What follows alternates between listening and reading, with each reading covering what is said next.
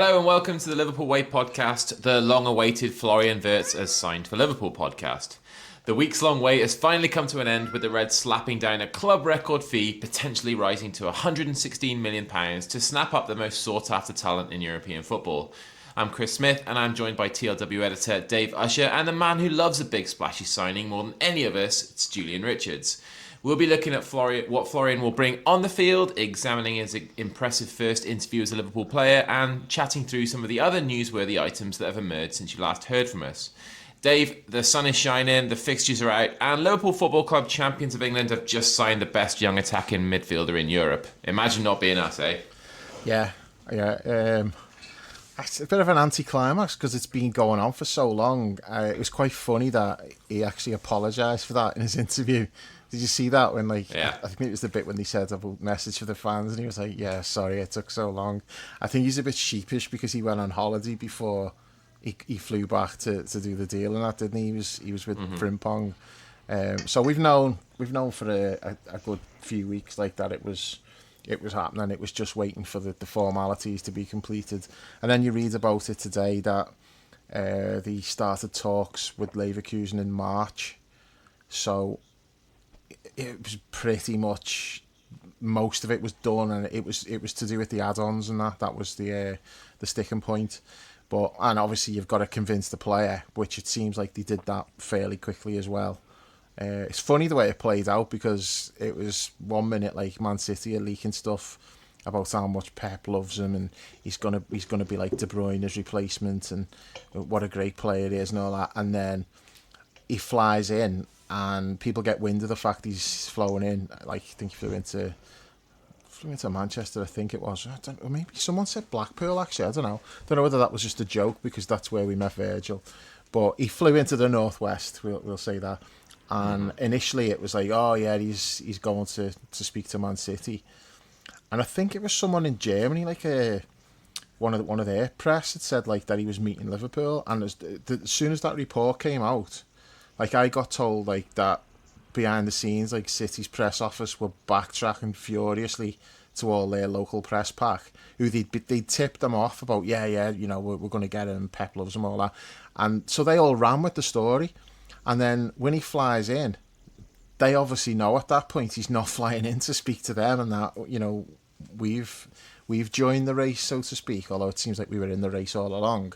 But as soon as City got wind of that, they knew it was over, and they were like backtracking, and then their local press then had to start saying the interest isn't that serious. And then it was, he wanted too much money and we've pulled out. It's like, fuck off, when have you ever pulled out of a deal over money? The fucking cheeky bastards. And it's clear then, and got to give a shout out to that Bayern Munich fan again, like Bayern Spaces, I think he was called. Everything that he said at that time, it was proved to be completely 100% spot on. And he said about like they didn't like the way Bayern were conducting themselves. They weren't particularly impressed with company's plan for him and all that stuff. Whereas everything with Liverpool, it ticked all of their boxes. And I'd love to know what he's been told about like the position he's going to play. I mean, I'm sure we'll get into that as we go, because clearly that's the thing that's got him like most excited, was the role that he's going to play, and where we're going to ask him to play, what he's going to be expected to do and all that. That's going to be really interesting to see. But clearly he was sold on it pretty quickly. It probably helps that like his best mate was signing for us as well. So getting the two of them in, that's a master stroke as well, because it helps them both settle as well. Not that I think there would have been an issue anyway, because players do tend to settle quite well because it's a good dressing room and that, but it's obviously nice to have like a friendly face there, especially because Frimpong knows a few of the lads already. So that I just think this is kind of funny when we've spent the last fucking 6 months like bemoaning the fact that somebody's mate is there. So it's like, it's obviously it's all right when it's like when it's his boy Frimpong. The Do you reckon on the Leverkusen way pod, they're like, fucking Frimpong. No, they're all made got over up, to be with bro, like, fucking dick. The way, like, Leverkusen have reacted, even, like, the club social media and that, it's just been really funny, the way they've reacted to it. Like, Liverpool announced the signing, and, like, and then you just see in the replies by a Leverkusen, and, like, you look after him. So, yeah, they it seems to have... I think, like, if I'm a Leverkusen fan, you sort of, that your best players are going to move on. That's just the way it's always been. But if I'm a Leverkusen fan, I'm thinking, he's not gone to Bayern Munich, so, I'm good with that. Because that would have been, like, I've got a big problem with that. Players, like, at the second best German team, if you like. Leverkusen were the best, like, a year ago, and I think they finished second this year, didn't they? Or they were up there anyway. But so you leave your club to go and sign for Bayern Munich. I just think that's a bad shithouse move. But players in Germany do that a lot. But he's not done that. He's chosen to go overseas. He's gone to, like, a new league, and I think Leverkusen fans will probably respect that. And it means that they can like root for him. They can keep an eye on him and wish him well. Similar to how we will be with Trent. But no, you know what I mean? It's like they will have, like, an eye on it, and they'll be watching how he does, and if he does well for us, that they'll be made up. That's the difference. Whereas if he'd have gone to Bayern Munich, they'd have had to start hating him, wouldn't he? So I just think you've got to give credit to whether it's like Edwards, Hughes, Slot, whoever, all of them, I'm sure, played a part. Got to give them credit for being able to get that deal over the line, because it's not something that we tend to do very often, is it? Like, usually we just walk away, go, oh yeah, the price is too much there. We'll just leave that to other clubs. It feels to me like, I feel like FSG now probably are looking at the Man City situation, and previously when, like, people have said, they're holding back money, they're not doing this, they're not doing that, there's probably an element of them thinking, what's the fucking point? Like, look what they're doing. They're just taking the piss. They're breaking all these rules. Now that's sort of, I'm not just talking about the charges that City are facing, but, like, the mad spending that they've been doing has kind of had to come to, like, it's had to slow down because all eyes are on them with the hasn't really the charges. Look who they've signed this summer and in January. I know, but if you look previously, they've not done that much in other years compared to the way it was, where they were just going and just spending like 50 million on a fullback every summer, and then realising he was shit and going and spending 50 on another one. The spending did slow down because all eyes are on them, and I know that they have done a lot, like in January and then now, but they didn't really do a great deal last year, and they sold Alvarez for, like, decent money and stuff. So they've been, and they're doing that thing where, like, they're just, they're selling all players you've never even heard of. They're just buying these, like, young players, loaning them out, selling them, the Chelsea model. So they've been bringing in money like that and not spending the way they were. And I do feel like the heat is on them because of the charges and stuff. I don't think they can just go completely mad. And that may also be why they are spending now as well, because maybe they're worried about what's coming down the pipeline to them. But I just think maybe, like, the hierarchy at Liverpool are looking at that and going, well, we've just finished, like, 10 points ahead of Arsenal. City weren't even in it. If City is out of the equation now, we can really just step on the gas here. If we get the right signings now, we're set for the next 3, 4, 5, 6 years to dominate, because it feels like that's what, you're targeting players like that, and there's still the rumours about Isaac and Alvarez or whoever. So I don't think they're done yet. They do clearly have, like, big plans this summer. It's pretty much a bit of an overhaul, considering, like, this team has just won the league by 10 points. Usually it would be, like, a little bit of tinkering. That's not what this is going to be. So it looks like they're just trying to, because they're not going to do this every year. What we're doing now, this is not like the new normal, and every year we'll go and do all these big, massive deals. That's not going to be it. But if they do it now, they're setting themselves up for the next few years, aren't they? And I think that's probably the plan. And I do think they've just got, like, maybe, like, they can see the opportunity there because of this City and not the threat that they were. Threat's not even the right word. They were just distorting everything just by being, like, cheating cunts. Whereas Dave, now, let's come back to this. Let's come back to the City stuff if we can. Like, Yeah. I want to bring Jules in here. Jules, obviously, down the years, there's multiple sort of huge signings that you look at and you think of as game changers, and the ones that really sort of get the blood pumping, and you're just so excited to see them turn out for Liverpool. Like, what are your impressions of this one, and where does it kind of rank in your time watching the Reds? You know, those big splashy signings that we've made.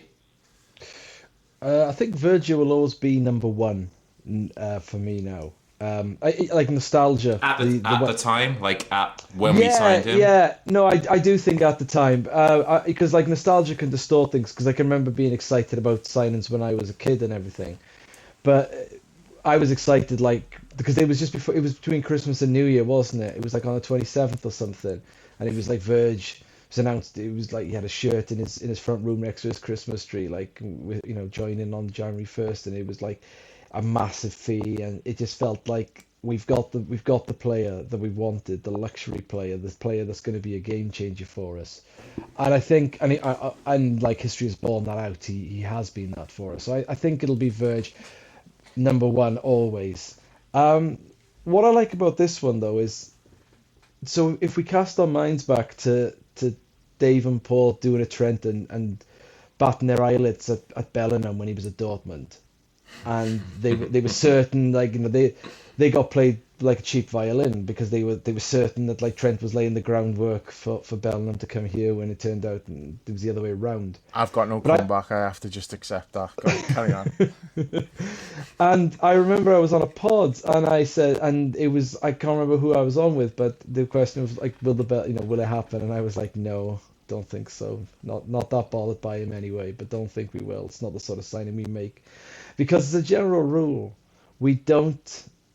Liverpool don't sort of like buy big name fancy players that if you look at through our history, like you think of someone like Torres, he wasn't like a big fancy name. He wasn't like the darling of football, of European football at the time. He was like a high quality player, and he was liked a lot, especially in Liverpool because of the armband thing. But he wouldn't have been like the big splash, splashy signing for the higher echelon teams then. Suarez came from Ajax, came with a reputation which he carried on when he was here. So those sort of signings, but they've been never like the big, like the marquee name in Europe. But Wirtz has been the marquee name, I think, probably most of, if we call this the season just gone, still this season. So the season when Leverkusen won it, that was sort of like, his name was everywhere. And then this year was like where's this wonder kid going to go? What's he going to do? Who's going to get him? And the usual names are linked: Manchester City, Real Madrid sniffed around all that kind of stuff, although they weren't going to get him because he cost actual money. And for us to sort of calmly do the business, lay the groundwork, lay out the plan, lay out the fee, and go, how much is the fee? Yep. We'll pay. We're going to pay 100 million. That's not a problem. Done, and we will get the hottest prospect in European football. That's pretty unheard of for like Liverpool. We'll buy. We've bought great. I'm not dismissing any player we've ever bought. We've bought great players, and we've bought exciting players. But I think this one's probably the one when you sort of step back and go, okay, like feel like serious players for once. I can I can remember getting linked with players in the 90s, like quality European names that you'd like give your left ball for, like Deschamps and people like that. Like the one I with his house in Southport. So yeah, the one like, this is gonna like sort of go against the point I've made you, but the one that I always remember was like Lisa Razou. Yeah, like there was like, but like he was for me the best left back in Europe. Yeah. And he was like a quality player. He oozed class. He'd won the World Cup with France, all that kind of stuff. The Euros. He went on to win all these things. Played for like lots of great teams. But there's a player that you'd see him linked, and you go like, fucking hell. If we got him, I'd be so excited. That gets the blood pumping, especially when European football was more of a an unknown, not an unknown quantity, it was more exotic than it is now. Like the Premier League is the best league in Europe. It wasn't in the 90s. He You wasn't know, big money either, though, Jules. He went to Bayern Munich, and it wasn't massive money. no, I'm with you. I was all in on that. I was yeah, desperate for us to it sign was him. like 3.5 or something. Something, yeah. It was. It wasn't a lot. Big. It was. Wasn't much more than we paid for Mark Kennedy.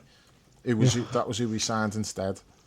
But like that's when you sort of go, and you sort of like resign yourself over this. Going, yeah, we don't get those names. We get the other guys, you know, which is ironic with Dave and his fucking peacocks. But like, we get the other guys. We don't get the name. And then born out with Bellingham, we didn't get the name. And like, you know, a lot of people, and I can't remember. I might have been one who criticised, you know, the club. It's like, we're backing out. We're not paying that. We're not interested. And they obviously got wind that he was going.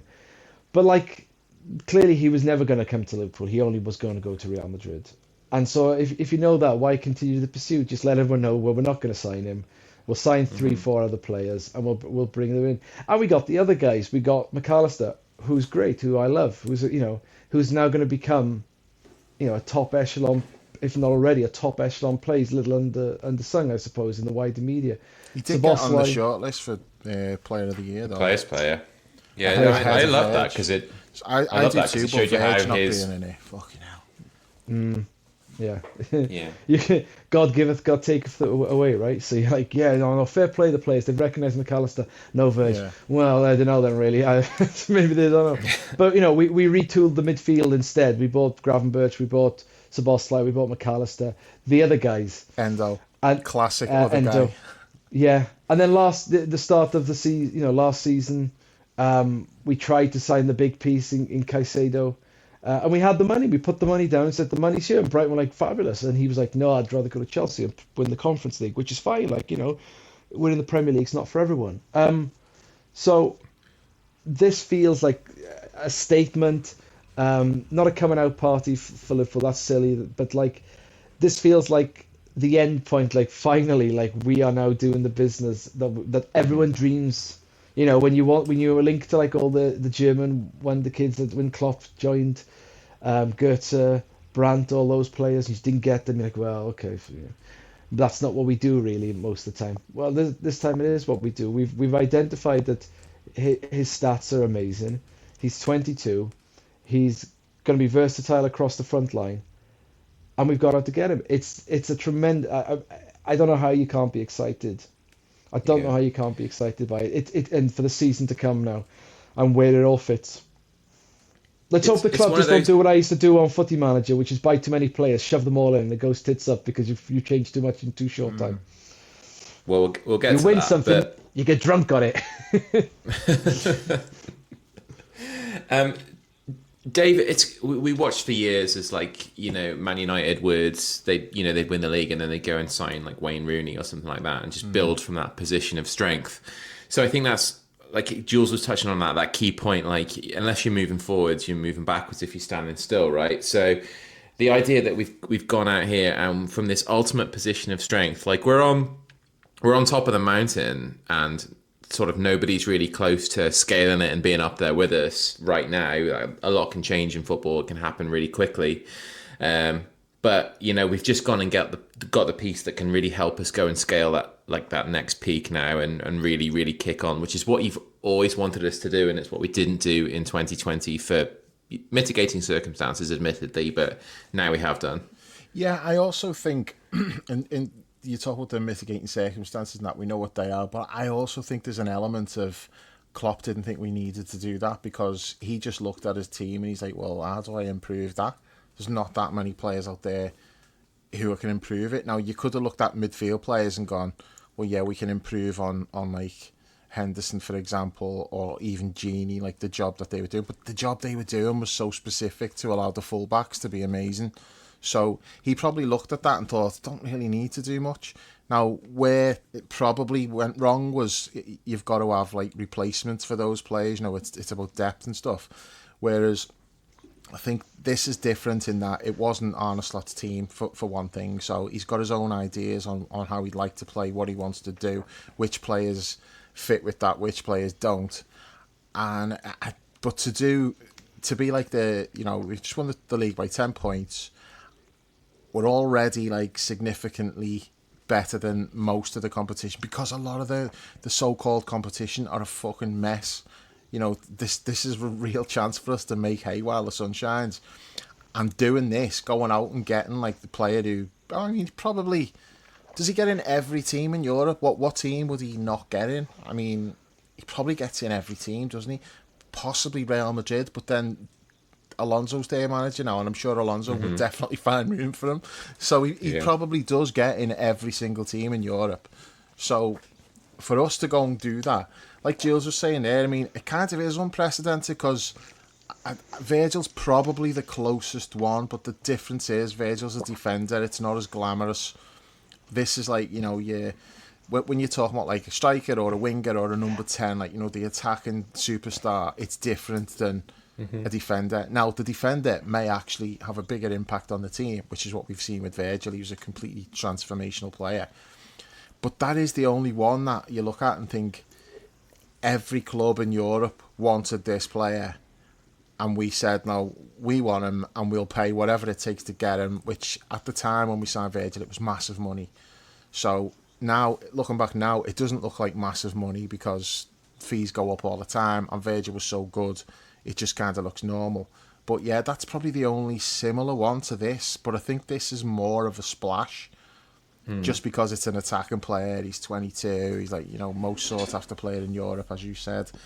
It's not what we normally do. We normally walk away from these. We normally scout these players for a few months until the price goes too high, and then we're like, yeah, we've got other players on the list who we can get for like a third of that fee, so we'll just move down the list and we'll get like 3 players for that price. Whereas it looks like this summer, the way it's going to play out is they can just do big deals because of, you're not paying that money up front, it's getting paid over the 5 years.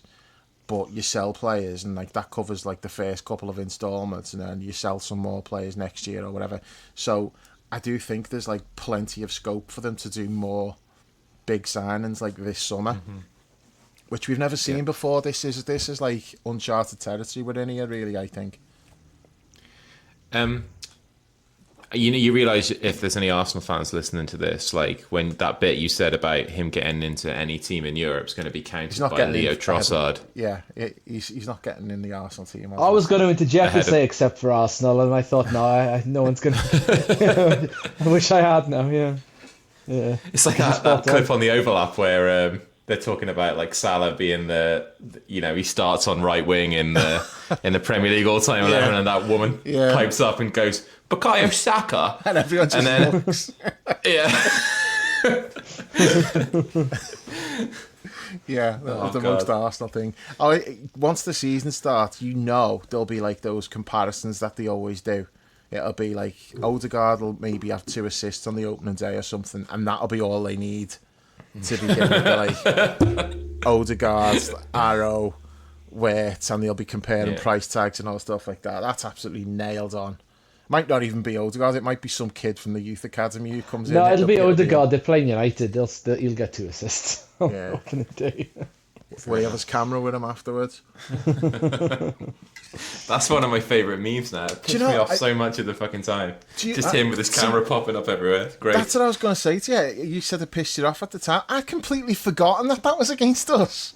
Yeah. It was only like last week, and I seen like a clip of that game, and I was like, hang on, fucking hell, that was against us. I'd totally forgotten. I've seen that meme so many times now.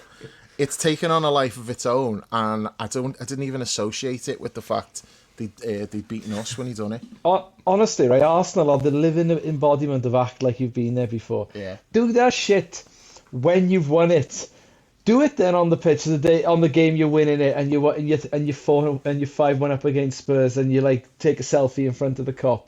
That's when you do it. You don't do it when it's still all to play for, and it can come back and bite you in the arse. You're like, I don't believe karma exists, but if it exists, it definitely came for Arsenal after that. Like, just act like you've been here before. Keep it cool, Trig. Keep it cool until then. Don't fall through the bar. Like, just wait. Arsenal, they're that wide receiver who's fucking high stepping it into the end zone. He drops the ball. Yeah. Honestly, just I'll never get it. Like, I know, like, elite sportsmen and sport, it's all that kind of like, it's different, but like, if I was like elite level sport, I'd be like, I ain't doing fuck all until we've won it, and then I will give it the big like you've never seen. But until then, I'm staying humble and keeping my head down, and I'm just doing the work. And then when I've done it, boom, you're gonna see it all. But like to do it before, it's mental to me. Like the mural for the set. I don't want to get into Arsenal, but the mural for the set piece, coach. Put that shit up after you've won it. Yeah, put that shit up after you've won it. Not especially before. because the goals dried up after that as well. Suddenly, like, Well, they weren't like a lot scoring of from people, corners. a lot of people, a lot of commentators, like columnists and all that, were sort of, and I think they're probably right. Like they spend so much time fixating on that, they forgot how to play like football in open play, and they would kill their own momentum because they it's like you mentioned the NFL. I can't remember who said it. Someone's like it's like the NFL because they'd be like lining up the play, and they'd analyzed it, and the longer the gap between the ball, like, and the game stopping for the set piece, eh? Be quick with this. Yeah. So apparently Arsenal analysed it. The moment the ball goes out of play, the longer it takes for the game to restart, the defence are more likely to lose concentration. Seriously, that's a thing that Arsenal have. Apparently, that doesn't surprise me at all. Fucking hell. Yeah. But they were losing their own take fucking concentration. Yeah, it took too long. Yeah. And they're like, oh shit, as we play football. Go on. Back to this. Jules, we've got like sort of, I guess, like 7 weeks until the season starts. That Friday night game at home to Brentford, right? Bournemouth. I always get them two mixed up. Friday night at home to Bournemouth. Happy with that for starters. The fixtures came out, but I'm not happy with Friday night. Fucking nonsense. You're not happy. Yeah, I hear you. But like, rocking up at Anfield on that night is going to be like great. The anticipation of seeing him hopefully start the game, his first game for the Reds. Like, what are you hoping to see from him? Not to get injured. Be out for 2 months and totally stall all our excitement and momentum. And we're sort of looking, going, well, a shoulder injury, that could be like 4 weeks. They haven't said, and you have waited a couple of days, still haven't heard, that's good news. And then they're like, 7 to 8 weeks. You're like, fuck's sake. And it'll be after the international break in October. Right, you're stop. like, well, you're speaking this into existence now. Just stop. Not that. Anything but that. Right. I would say an assist and a goal. I'm not a betting man, but I would say that I would put him down for at least one of those on opening night. It's just that's the way it sort of happens with new signings. Yeah. Not just for Liverpool, like, big signings tend to unless you wear number 12 and have your first name on your jersey. Most big signings tend to make a good impact on their first game. So I would say, like, I would even be as bold to say goal and assist, but it'll be one of the two, for no doubt to me. I think both. I think he's going to just dazzle from the start. Yeah. Bournemouth's a good team for us to play as well, and they're not going to come and sort of put everyone behind the ball. They're going to want to try and play a little bit of football. It's always a good game with them. And we usually beat them. But our record against them is really good, isn't it? But yeah, you always feel like you've been in a game against them. Even like we come out, we beat them 3-0, but you think they were pretty good there. That was a decent game. So I expect more of the same. I think they'll come, they'll have a goal, it'll be a good game, and we'll win by 3 goals probably. But I think it will be. Where do you think he'll play, Dave? That's the big question. I mean, I've seen some talk that he's going to be like a false 9, like Bobby. I've seen some talk that he'll play from the left, which is why they were thinking about maybe they could move Diaz on and all that. Maybe you'll get the odd game where they'll do that because they're doing something different tactically. I don't see the false 9 as being a thing, because why are they also talking about spending like massive money on a striker? You wouldn't be like Isaac, Alvarez, Ekitike, whoever. You would not be looking at a player like that if your plan was Wirtz is going to be like the new Bobby. So I'm ruling that out. I think there may be. But situationally, though, it's like when we played Curtis at City away last year. Well, we played the 2 number 10s, didn't we? Like, so Curtis and Don were like we did it against Southampton away as well. So it's something that we did like 2 or 3 times last season. You may get that in certain games, but for the most part, I feel like he's going to be playing behind a striker. So basically, like he's a number 10. Now we can get into what that means for Dom. Does his role change? Does he drop to the bench or what? Who knows? We'll see how that plays out. But I do think like he's been told that's where he's playing, and that's probably one of the things that swung it for him. I don't see him like if you say to him, yeah, we want you to be coming off the left. I don't think that's going to appeal to him as much. You know, if you tell him like, yeah, you're the number 10, everything's coming through you, because you know, when you look at like the stats and stuff, one of the things that like he's absolutely fucking incredible at is winning the ball in the final third. He's really good at like, you know, pressing and winning the ball. Now, for all the talk about Dom, he doesn't win it. Dom might run around and look like he's doing a lot of great pressing, but he's not winning the ball. But it looks like Wirtz is one of those who like he'll get a foot in and he'll nick something. So I think he's going to be playing as a 10 mostly. But he does a lot of his work sort of on the left-hand side anyway. But then if you're looking at like how the team's likely to set up with two flying fullbacks, you know, then maybe that changes the role of the wide forwards a bit. Like Cody can come inside a bit more, Mo the same, and then you're getting the width from the two wide players, and then Wirtz is linking with them centrally. So it's going to be fascinating to see how it plays out, but I think he's going to be mostly playing as a number 10. That's the most exciting thing for you, though, really, isn't it? The fact that we might see less Soboslai. Yeah. I know you're absolutely delighted about that. It's worth 100 million just for that. And I want to clarify this, because my problem with Dom is not that I don't think he's any good. It's that he pisses me off because he should be fucking incredible and he isn't. And that's the problem I've got. It's like most players, especially like during like the Klopp era, I always felt like we were getting the most out of those players. You know, they didn't really have that much more to give. They were playing at their maximum most of the time. And it's borne out by like when players left Klopp, they tended to fall off a bit. So he was always like getting the maximum out of those players. I don't feel like he did that with Dom in the one season that he had him. And I don't think we got it last year, because I just look at him and I see like someone who's got absolutely everything in his locker, and he just, too often, he's just underwhelming, and like I'm just left wanting more from him. So maybe this is something that like, will kick him into gear.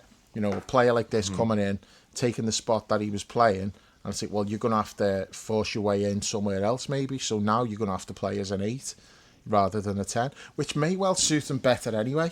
Because he just doesn't take enough responsibility for me when he's playing as a 10. Like, I want, if you're getting a shooting opportunity, I want you to be taking shots. And especially when, like, you're getting it rammed down your throat every week on those training videos, and they're showing, like, all his fucking goals and training, and you're like, fucking hell, why don't we see that on the pitch? Look at the shot he's got on him. But he just defers to Mo all the time. It's like, every time he gets the ball, he's like, oh, where's Mo? I'll just give it to Mo. So, yeah, I want to see him taking more responsibility, because there's a lot to like about him. There really is. And like I say, I'm not writing him off and saying he's shit. It's not that. It's like, why aren't you better? You should be better than you are. You've got everything you need to be amazing. Let's see it. Good stuff. So, Jules, do you agree with that? Do you think that Dom's playing time is the one that's likely to go down as a result of this, especially in the more important games? I suppose it has to be. If you accept that we're going to be playing like the sort of 3 up front like we normally do, then yeah, because McAllister's not making way. Because I don't think anyone views McAllister as less important than Szoboszlai. No, even Gravenberch though, like I mean, the only thing with Gravenberch is obviously I think he shouldn't be playing as many games as he did, because he started to burn out. So I don't know, maybe could you see Szoboszlai playing back there, number 6? Not that deep. I could see him as the 8, but I don't think in the big games. I think he will play. He's important in those games. I think his biggest problem's going to be when we're playing like just average teams at Anfield, because they're the games where I feel like he's mostly been a passenger. I mean, his best games last season, at the City game away, he was phenomenal. Spurs away, I know Spurs ended up being dog shit, but at the time that was seen as like a tough game. He was fucking amazing in that game. He does better in those bigger games where his work rate's like really important. It's not as important when you're playing like fucking Burnley at home or something. That's where you need the guile. So that's where you want Wirtz as your 10 rather than Dom. But if you've got Dom playing like as an 8, and maybe Maka plays the 6, and Gravenberch's getting a rest for the game. Yeah, actually, it might be that, because obviously we've seen McAllister do that. And it's a long season anyway. That they're all going to get. Yeah, games. well, there was no rotation last year, so we hope to see some this year. Now he's got players he likes. I'm not as down on Szoboszlai, Szoboszlai as you are. I think his energy, Yeah, I'm not either.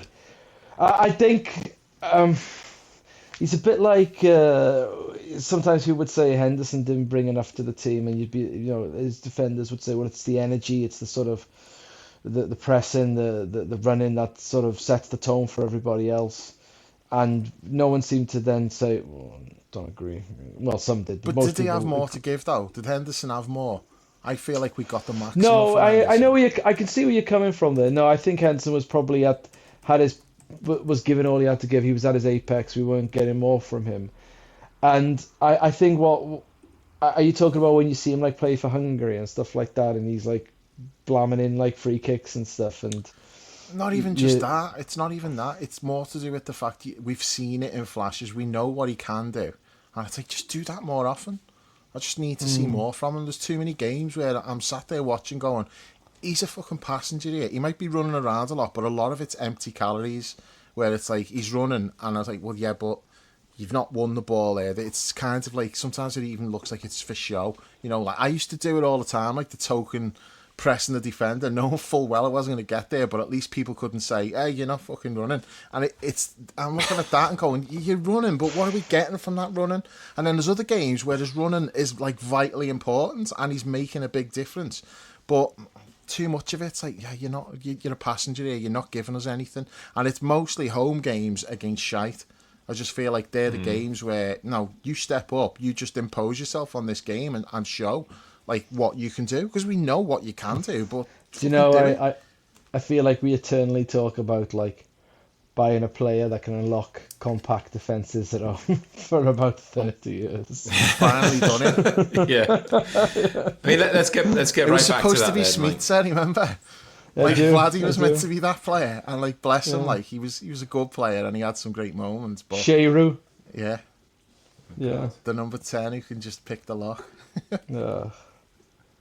Closest we came was Coutinho, I think. Yeah.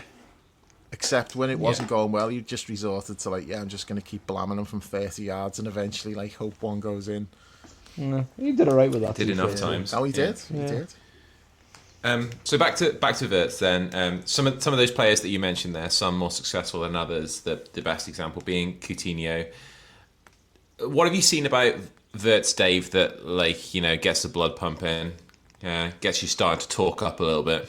Oh, well, it's YouTube highlights because nothing. He's been talking him down or being too lightweight. No, I've not. I've only seen him a few times. Like actually watched him, and I thought he's too lightweight. The one time when I did see him and thought, oh yeah, he looked good there it was against Scotland in the was it the Euros or World Cup, whatever it was. They beat Scotland. I think he scored. That's the only time when like he jumped out and I thought, yeah, because when we played him, he did nothing. I watched him a couple of times last season, different games, when I was watching Leverkusen because they had that run going and they were like a fairy story. We were all enjoying it when we thought we were getting Alonso. Never really like blew me away, but I didn't watch enough of him. It's not like I'm watching him every week, so I'm only basing it on like the few games that I'd seen. I thought, yeah, he looked a bit lightweight, but then Brownie's watching the game the other week and he's like, oh, he looks like he's filled out a bit, and I'm like, yeah, that'll do. That's all I need now. I can completely walk back my take about he's not going to make it because he's too lightweight, because he's not lightweight that in his anymore. Interview, didn't he? So did you hear in his interview where he was like, no, I didn't hear that bit. What did he say? Well, he said one of the areas that he knows he can improve at Liverpool is sort of like strength and athleticism and that kind of stuff. He said like the players at Liverpool are machines and he's looking forward to getting stronger in that element of his game, like one of the areas where he thinks he can improve. And I love that element of him just being like forthright about, he's here because that's something he knows that needs to be addressed. And he's only 22, isn't he? So, obviously he's going to grow in strength and he's going to grow in, he's going to tack on mass. Hopefully he doesn't sacrifice too much flexibility, but I thought that was really, really sort of sound humble of him to sort of, acknowledge that. I was impressed with that whole fucking interview, to be honest. I just wrote about this, but the players are, they're increasingly well prepped, and you don't often get a lot out of these sort of interviews with that. Who's the lad who does it with the club? He does all of them. Yeah, I don't know. He sort of over enunciates his English to in that way that Liverpudlians do sometimes, to overcompensate a little bit, and especially when talking to like foreigners, to make sure they're being understood. But he does a good job. But you never really get anything like more than a couple of sound bites from them. But I was really impressed with Wirtz in the way that he, like, there was almost a selfishness about his decision in terms of he's coming here because he thinks this is the best place for him to develop. We didn't get like none of that whole like, oh, you know, the cop, the history. I was a Liverpool fan growing up, you know, great players. You know, when he was asked about the game at Anfield in November, I think it was, he said, yeah, I didn't pay any attention to the crowd because we were getting beat in the game and we were getting chased all over the place. And I was kind of focused on that at the time. Fucking love that. Absolutely love that. Like, that's what I want to hear. And there was this kind of like steely determination about him in that he knows where he's at. He knows where he wants to be. He has stuff that he wants to achieve in this game, and he thinks here is the best place to do it and to achieve his goals in this game, which I think is like incredibly encouraging, because, you know, he's not a player who's coming necessarily for the glamour of playing for Liverpool. He's not someone that's coming for the money because he's been offered a better deal elsewhere. We know that. He's not sort of like been sold because we're the ones who have bid the most money for him. Right? I mean, obviously, you know, that might have been the case in the long run because no one else really put in a bid. But then the whole that's because he wanted to come here.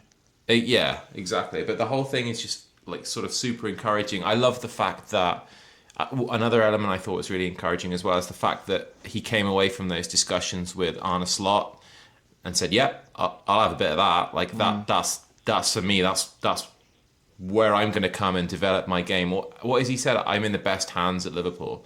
Like, for me, it's encouraging that he wants to come here, but it's also incredibly encouraging when you think about the infrastructure we've put together, when you think about the culture and the winning mentality, when you think about the forward thinking, when you think about Arne Slot coming into his second season as a Liverpool coach, where, you know, perhaps cagily at the time and shrewdly, he would say, oh, this is Jurgen's team, we haven't really changed too much. Well, that's not going to be the case this year, is it? It's like we're going to be relying on him bringing the team forward with these new players and shedding a bunch of them, and it's going to be driven by his ideas. So the fact that, like, he sat down with Wirtz, explained in great detail where he wants him to play, how he expects him to operate, what he's building here, I just thought that whole thing was just really, really encouraging and bodes super well moving forward, both for this player and sort of generally speaking in terms of where the club's at the moment. Well, if you can get this player, you'd fancy yourself to be able to talk any player into it. Any player who's motivated by wanting to win. You know, right, that's you may have what some I didn't players say. Who, you know, money's the priority or whatever. You know, but forget them anyway. You know, someone whose priority is like, I just want to win. I'm not coming here because it's Liverpool and it's like some romantic thing. Like, I want to win, and you're the best place for me to win. I think, like, you know, I totally agree with all that. It's testament to Slot, and also Richard Hughes. He's probably been involved in a lot of the talks and stuff. They were able to sell, like, the vision and convince a player whose sole motivation is, I'm going to go the best place where I can win what I want to win and become the player that I want to be, which presumably he's looking at, like, he's wanting to win European Cups, and he's probably thinking, maybe I'll get a shot at the Ballon d'Or at some point. And he's looking at all of that and thinking, that's where I need to go to do it. Which is funny, because you got, like, somebody else doing the opposite, wanting his Ballon d'Or, like, and moving somewhere where he's got even less chance of winning it. So, yeah. Do you know, it's interesting, though, because what you talk about, like, he wants to come to Liverpool to win. And I was talking earlier about, like, you know, we weren't the team that could sign those players. But I suppose the real answer is for a long, long time, it's because we weren't the big best team. We weren't, like, we were existing solely, like Manchester United are now, on our name rather than what we were actually doing, what the actions on the pitch. It absolutely is. And, like, you know what really, like, gives me a little bit of a buzz, and this is quite sad, but I fucking love it when other people, again, you see it, like, on Overlap or fan casts or podcasts, when people talk about what a well-run club we are. And I just liked, because we had to go. I don't think people outside of Liverpool ever realize how close we came to disaster, to the abyss in 2010 when Gillette and Hicks took us. We went to the High Court and all that, and FSG took over us. Like we came very, very close to the precipice, and to go from like that sort of like from David Moore's not doing his due diligence to selling to Gillette and Hicks, to how Gillette and Hicks run us, to the early years of FSG where they had Comoli and that kind of stuff, to being caught talking with Martinez like in Miami and everything, to what you see now, and like it really gives me like a little bit of a buzz, like fucking hell, look how good we are now, look at us, let's smell our own farts and let's enjoy the fruity blend, because this is immense. It also helps when like some of those other teams who in the past were well run and now they're an absolute fucking dumpster like United fire. Like let's use United, like they are basically playing a game of Connect Four blind. They're putting their chips into the board, and they are just hoping that they make four, but they can't see shit. They don't know what they're doing. So like they get in Brailsford, they get rid of Brailsford, they get in what's his name? The guy from Newcastle. Ashworth. We get Ashworth in. We get rid of Ashworth. Hag wins the FA Cup. We'll give him a new contract. No, we'll sell him.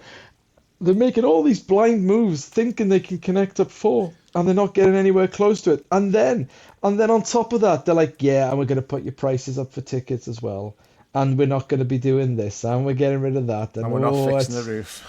Yeah, it's like, I mean, they literally didn't fix the roof when the sun is shining. Like, they are the embodiment of like they didn't prep. They thought foolishly. They learned nothing from Liverpool's downfall. That like, oh yeah, well, Ferguson will leave, but we're set up, it'll be fine. But like, Ferguson didn't just leave. A top exec who ran the club with him left as well. And it's so hard to get back on an even keel, to balance your books, to get players to want to come. Like, they're shopping at like, they don't even look for Wirtz, right? They don't, whether they need him or not is irrelevant. But that's not a market now. Currently, Manchester United will shop in, or can shop in, because they know they will not get them. I don't think they can afford it either. But even if they could, you're right. Yeah, be able to get them. The PSR restrictions alone screws them over. But it's not that, because to circle around to the point, they're no longer the biggest and the best anymore. Yeah. They can say they've got so many followers. Jules, that like you look at players signing for them, and you immediately look at that player and go, "That's a red flag that he's gone there." Well, yeah, like Cunha. And it always is. Yeah, and exactly. when they got linked with my boy and Bearmo, I'm like, "What are you doing? Why would you go there?" Yeah. And he hasn't signed for them, has he? You think Tottenham want him now, so maybe he'll go there. Because they are us. Why would you go there? Yeah. It is They're a red existing flag. on their name. It is a complete red flag if anyone signs to them, because you think, something wrong with you. What the fuck are you doing going there? Because like us with Harry Kewell, maybe. Yeah, he was a because they Liverpool are fan us. though, wasn't he? So Robbie I Keane. do think like Harry Kewell let his heart rule his head to some extent. Remember the way he done like a LeBron announcement though, didn't he? Yeah. And he didn't know where he was going. Postponed. He did this TV interview. Yeah. He got postponed for like 24 hours because there was a problem with the contract. So Sky Sports kept running with the clip of the interview, but paused before he gave the answer. And he ran for like that for 24 hours. Like, what's it gonna be, Harry? Well, I've decided to go to, and that's when the interview stopped. Yeah. The decision. I knew that. I knew that because I worked for the club that summer. I worked at the official website, and yeah, so you knew, Dave, because I knew. But yeah, like that was a cool couple of days. Like we got the news that he was actually coming and stuff. But the way it went down was crazy, though, wasn't it? Yeah. But let's like, if you think about Harry Kewell, like, still haven't seen the best of him. No, we haven't. I'm still waiting. But like, he wasn't a top echelon signing like Wirtz is, right? He was like, you're shopping in a different shop. You're not in like Selfridges. You're in like Waitrose. Outlet Mall, Cheshire Oaks. Yeah, you're in Cheshire Oaks. You're in the Nike store, but you're not getting the full brand. Yeah, exactly. Yeah, and that's where like it's unusual now, because we are now not only are we a famous football club, one of the largest institutions in world football, a big name, but we're good and we're profitable and we're well run and we're respected for being well run and we've got money. And this is why suddenly Wirtz doesn't just, as you say, it doesn't go, oh, I used to be a Liverpool fan, I used to have, let me think, I used to have posters of Fernando Torres up in my bedroom or anything like that. It is just like, well, yeah, I quite like the idea of a new challenge. They're shit hot, so why wouldn't I? That's the luxury you get when you're on top. And that's why when you talk about 2020, we didn't quite do that, mostly because of COVID. Which again, like in retrospect, wasn't it was hard to take at the time, but it wasn't the worst decision. Mortgaging the club's future by borrowing to sort of fund transfers after that. Well-run club, The thing I is, don't if care. anyone who, FSG out. well, I was just supposed to say, the funny thing is, if anyone listens to this who's like a baseball fan, like they've had a fucking terrible time of it for the last, since they won the World Series in like 2018. Aren't like they they've saying just made, that they're siphoning off Red Sox money to buy there players? was like when they traded, like they just traded like the biggest player under the biggest contract, Devers, to the Giants, and it came out of nowhere. And like a lot of the online buzz was like, well, Wirtz won't pay for himself. It's like, well, that's not how it works, lads. Like, I never thought when like we weren't signing anybody 2 years, 3 years ago, it's like, oh, that's all money going to Rafael Devers' contract. It doesn't work like that.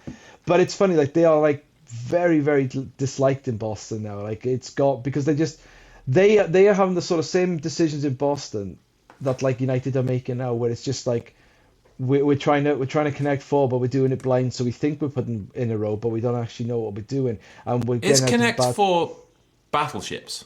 Is Blind Connect Four battleships? Oh yeah, that was no, because you asking. No, there's method because you can still see that you could. I mean, yes, Yeah, but I no, suppose. yeah. Okay. Yeah. They're definitely not sinking no battleships though. Only their own. Yeah, You have sank my battleship. You must play me again. Best of 7. Damn right. I said plum. No, you didn't.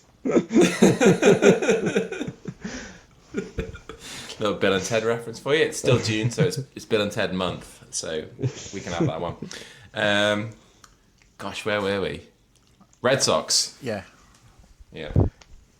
Yeah. So it is funny how badly they are running the Red Sox. They can't get themselves out. They can't get out of themselves all the time, and yet Liverpool is a well-run club now. Do you think that's because of the people who are actually employed to well, run that's what I was about to say. Billy Hogan and Mike Gordon, as opposed to whoever they've got running the Red Sox? Because John Henry and Tom Werner aren't like involved. Not Mike Gordon. He disappeared for 2 years and left the club to rot. Now, so not Mike. Back now, it's all good again. Yeah. Fucking big time bastard. No, it is obviously down. Part of it is down to who is running the club. That's for certain. But I think it's also like, Liverpool has become an insanely profitable outfit for them now.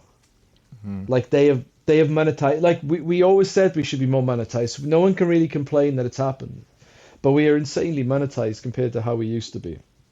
Would you say we're bigger to them than the Red Sox are now? I would. It's difficult because MLB is obviously it's a closed shop, and so you're guaranteed money, and they've got their own TV station and deals and all that.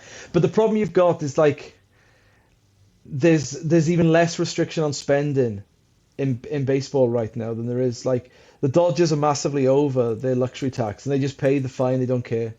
Just pay it. We'll win the World Series and we'll pay it. We don't care, which is ironic because Todd Bowley is also in with Chelsea, and they do a similar thing. So it's difficult in Major League Baseball and the Red Sox they've never wanted to get tied down to long-term massive contracts. They've been stung by it so many times. They're shit scared of it, which is one of the reasons I think they've traded Devers. Is like they feel like the contract was too large and his attitude wasn't great, and he was like button heads with some people higher up. And so it was a bit. It's a bit like that, but like as I say, the commercial operation at Liverpool is massive. And do you know the funny thing is, like I think we've had the least amount of sponsors in Premier League history. We've only had two in the entire Premier League era. We've had Carlsberg and we've had Standard Chartered. How weird, because like I always think sponsors are kind of like car insurance, right? You don't stay with the same sponsor because you know you're going to get a better deal. It's like the whole thing is set up to get you a better deal elsewhere. So you always change your car insurance because you're getting a better deal. And yet, Standard Chartered, for all flaws they have, and they've got big flaws with what they do and how they do their business, every time the deal is up, they're putting an offer on the table that FSG are like, yep, we'll have that. No one else can come in. Like Manchester United seem to fall ass backwards into like mad sponsorships. Like they've had so many mad sponsorships that have cost. Like so, you had TeamViewer who did a massive deal with them that they had to back out to the deal and go, we've got a break clause and we need to break because this is costing too much and you're too shit. We had Chevrolet who did the highest sponsorship deal in their history that ended up firing the head of PR or marketing or whatever because it was so expensive for them. And yet they still can continue to get these deals based on their names. But like Liverpool have just like, we were corner shop material when we kept just re-upping with Carlsberg. And then we got rid of them to get Standard Chartered in. But now you feel like it's not a corner shop deal to keep re-upping with Standard Chartered. We're obviously getting good money out of it.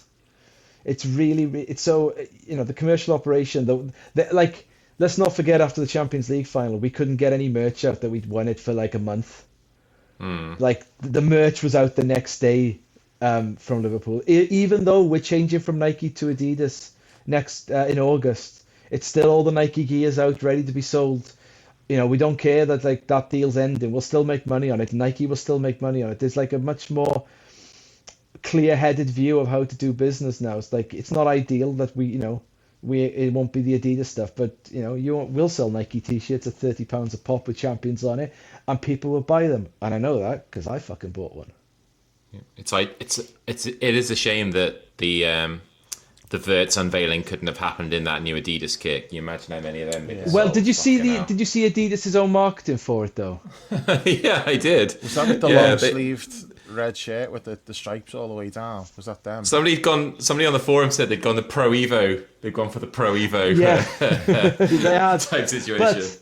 But they'd also tied in. It's probably too subtle marketing. They use the same slogan they've got for the new Liverpool deal, which they've had on the corner by the Cop for about 2 months, which is like some red fabric and the Adidas logo and the worst kept secret in football. And then they did that with the worst kept secret in football. So they've used their own marketing to tie in, but it's quite subtle. So like unless you've seen that outside Anfield, you're not going to be doing the DiCaprio meme and sort of going, Plus they changed to Wirtz as well, so that works nicely. Yeah, it does work. That's some really good marketing. That. Yeah. Nice and that's where we are these days. Yeah, top notch. Good stuff. Well, Dave, I think I came to Jules. Sorry, no, I went to you, Jules, didn't I? But Dave, what are you sort of hoping to see from him on those first few games, like in terms of on the ball, off the ball? Like, what do you think he'll bring? How do you think he'll improve us? I just think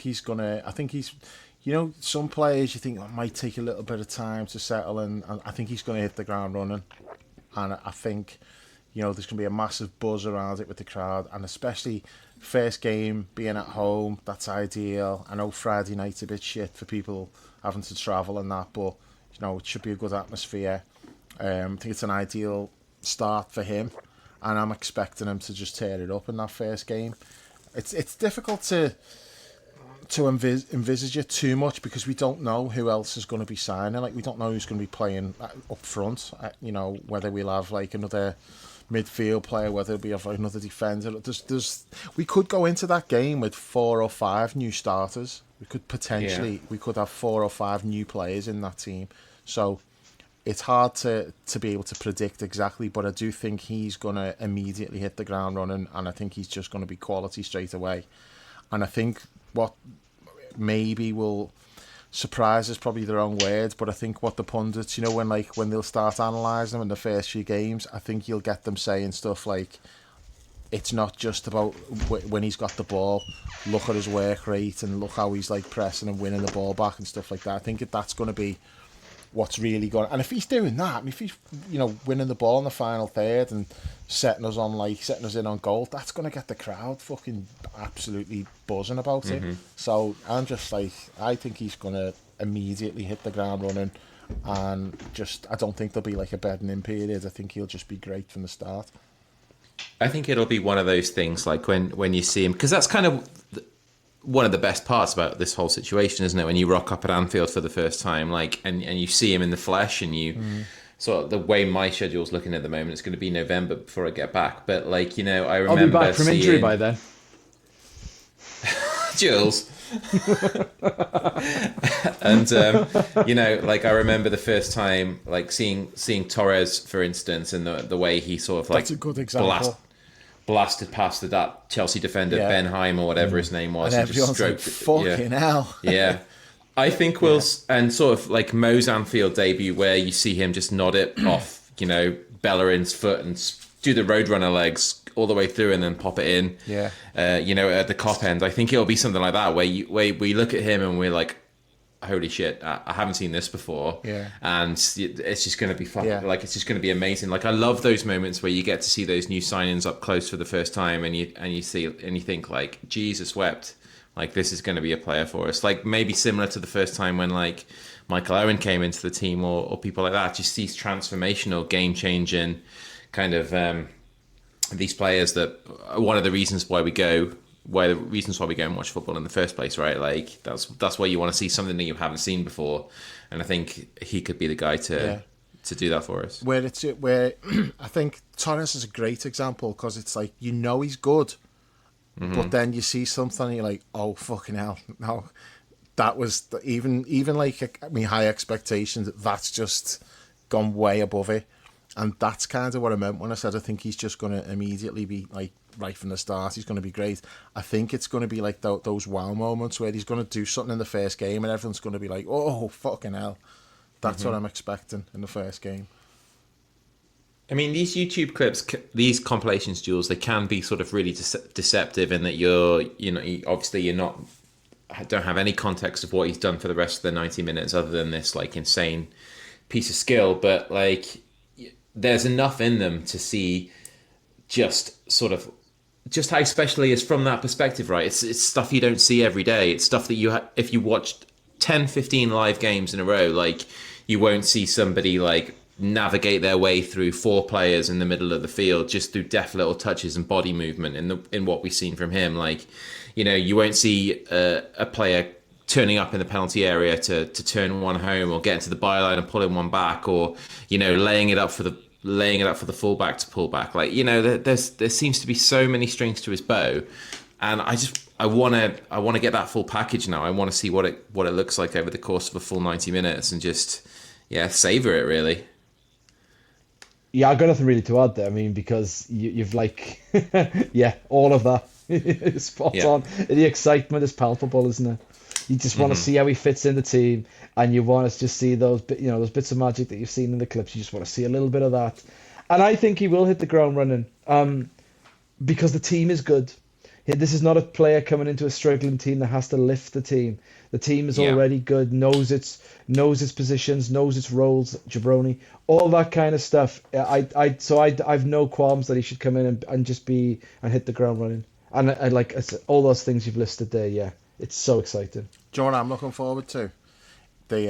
Although the Friday night game kind of takes a little bit away from that, but the first match of the day of the season, and the profile is on him, and like how he's just ran the game. Now, because the Friday night game, that's not going to get as much coverage on the Saturday match of the day, but I do think he's going to be like the main focus after the first game. People are all going to be talking about him. You will likely get Cara talking about him for an hour on Friday Night Football, though. Yeah, that's going to be fucking great. And another point as well is that, like, you know, it's not like we're signed. It's not this is Kenny coming in to replace Kev. It's not like Souness coming in to replace Callaghan. It's not like Aldridge coming in to replace Rush with Barnes and Beardsley in tow as well. Like, we're not losing anybody that we're not losing an icon to gain an icon, are we? Is he? No, he's coming to add to what we've already got, which is pretty fucking great. Yeah. Because he's not directly replacing anyone. We're speculating, well, who's he going to play instead of? Who's going to make way now? It's not like we've lost a player and we've brought him to replace him. Although, technically, you could maybe say that the strength factor, the creativity, because we always said you're not going to replace that at right back. You're going to have to go with, like, more traditional up and down the right-hand side rather than someone who's, like, unlocking defences with, like, 60-yard passes. So you're gonna have to, your creativity comes somewhere else, and like clearly that's what they've targeted. Like the creativity is now going to come further up the pitch, and we'll have. Nice. I don't even want to say orthodox right backs because Bradley, to some extent, Frimpong's not an orthodox right back, but you know what I mean. Someone who's going to play on the right hand side, up and down the pitch. Whereas I'm a big fan of a traditional up and down. To be honest, there's a time and a place for it. And if they're so high up the pitch now as well, like the way we play, they're not really going to be playing right back. They're going to be playing like pushed right forward. So, but the point is, the creativity is going to come more from like the number 10, which is how it usually would be. Trent was the outlier. Right backs weren't the ones dictating games usually, but for a time he did, and now you've got to replace that somehow. And we're not going to do it by signing a like for like, because there is no like for like. Yeah. We touched upon this a little bit earlier, Jules. Is there a slight worry for you that we might be changing too much too quickly? Like, there's going to be a lot of outgoings. We already have 2 guaranteed incomings, one more to be confirmed.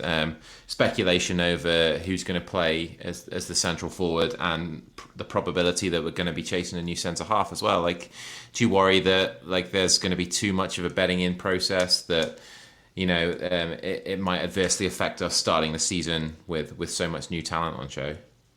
The high end your own supply footy manager factor. Yeah, it could happen. The spine of the team is unchanged though, right? Because Alisson's still here, Verge is still here, you could say Maka, and Mo is still here. So those core elements, you can't.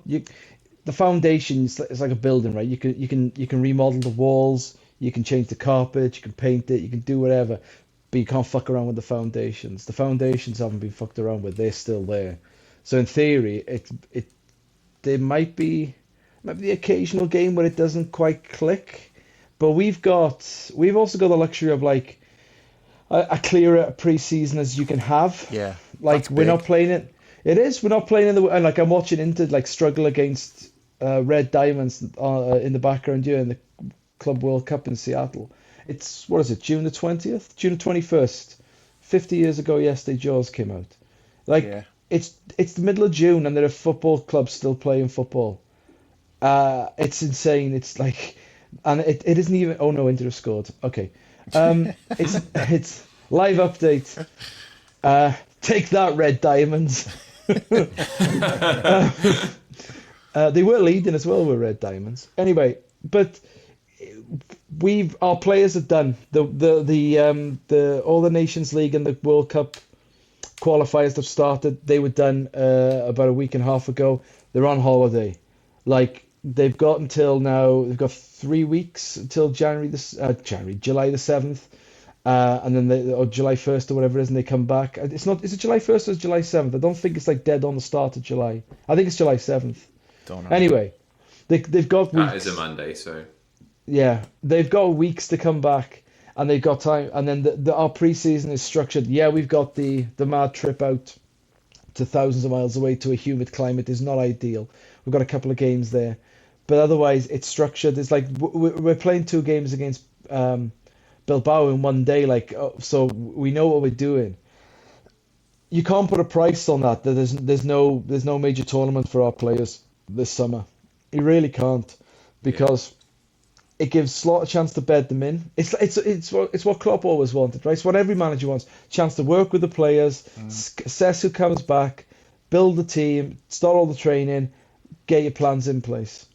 Which is like what people aren't really mentioning about Manchester City. They spent 200 million quid. They're doing a fast remodel, right? Are we like? you could say, are we changing too much? Like, you're talking about Wirtz. Wirtz is an addition without subtraction.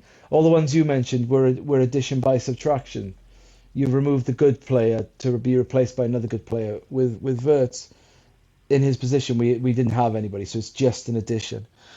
I feel like with City, they're doing like a faster rebuild. They spend so much money in January. They're spending money now as if they're trying to get themselves back up to pace as quickly as they can. But the problem is that they're still playing in this Club World Cup. They're likely going to go as far as the semis, probably the final.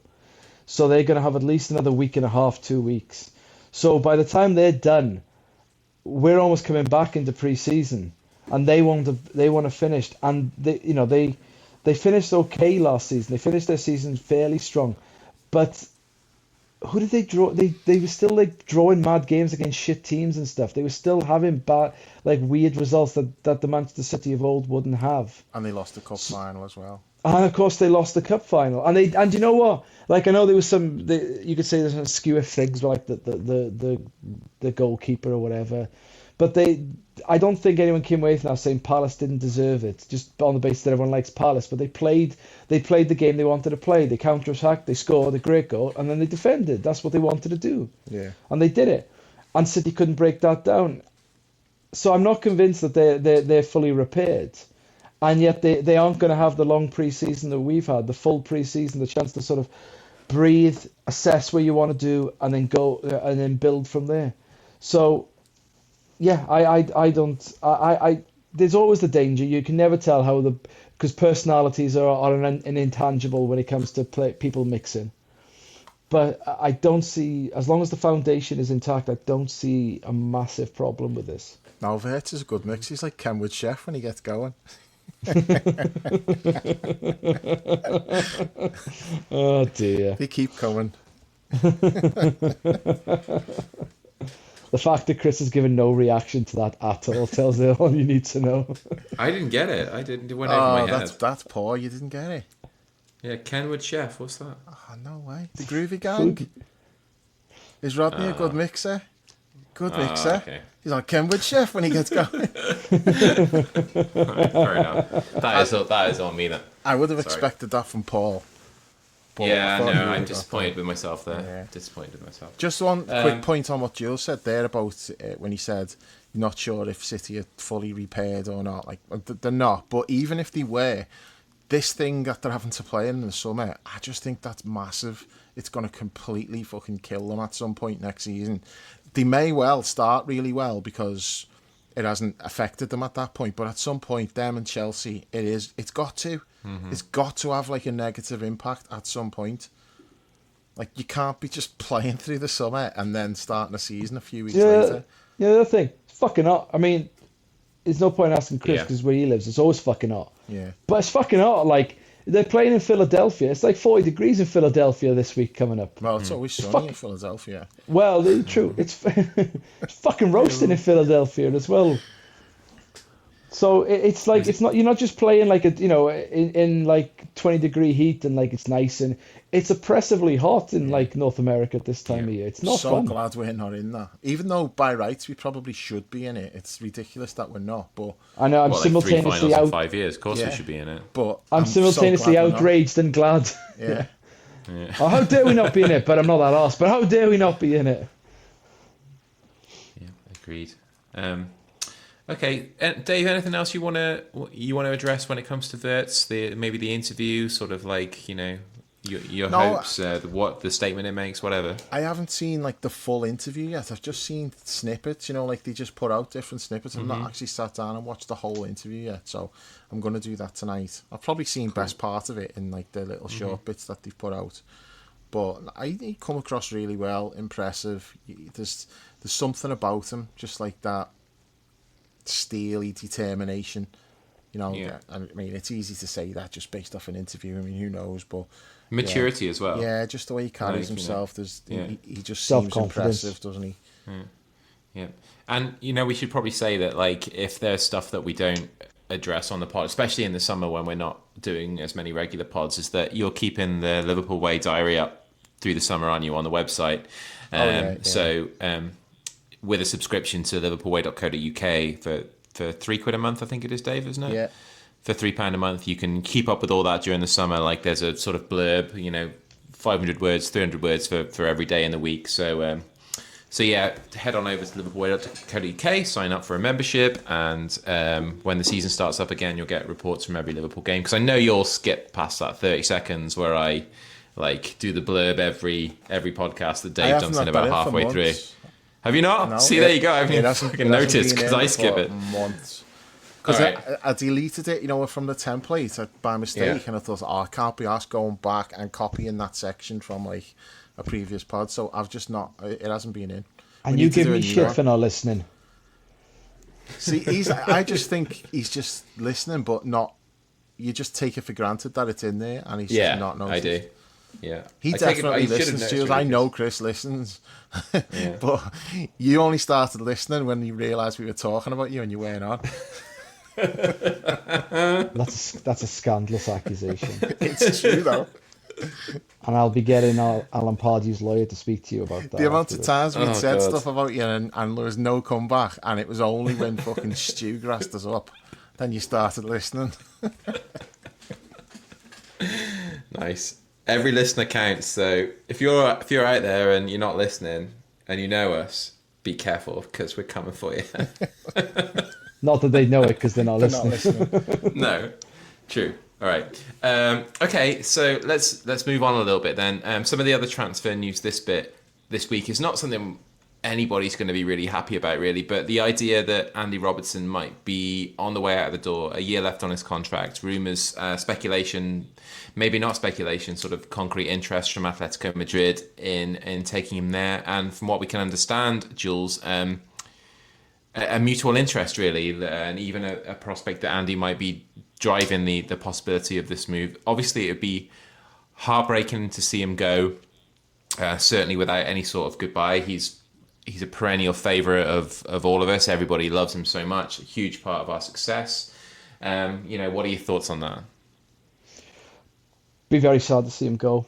One of my favourite players to have played for Liverpool. Mm-hmm. Like everything about him, like the, if you like, scrappy underdog tale of tweeting back in the day, life's rubbish without money, when he was a struggling footballer and he almost thought about giving it up. To come in here from Hull for when most people said who, and he didn't play for months, and we all speculated that maybe he was like a bust or whatever, to rising to be one of, if not the best left back in Europe, to sort of ruffling Messi's hair, to having to be. I mean, he's like a proper aggro merchant. That if he didn't play for us, I'm sure a lot of people wouldn't like him because he can be a bit narky, and he definitely as a teammate looks like he jaws a lot and rips a lot of people. He's got that patter about him. However, I'm a grown man, and I can't get salty about players who only got a year left on their contract, who were clearly buying their younger replacement, think, all right, well, I've got a year left. I'm going to be a year older when it ends. I don't know what the season will bring for me in terms of injuries, in terms of form, in terms of chances to play. I'm coming off the back of a title win when I played 75-80% of the games. And this is the last chance I'll get to set up myself for life and my family for life with a nice big chunky contract. And so if the offer's there and I get to go and experience playing for a completely different culture, football-wise, and sort of Simeone abroad in Madrid, and there's a couple of fellas I know who live in Madrid, so I can sort of hang out with them. I can only wish him the best. I don't really want him to go, but if that's his decision, I'm not going to say I'm disappointed that he's not fighting for his place. I'm disappointed that you won't get a send-off on the pitch. I would be disappointed with that. But he's got to do what's right for him. And if he thinks it's right for him, then who am I to say no? Because, we could sit here and we have sat here plotting players' exits who we don't rate, who we don't like for years, for decades.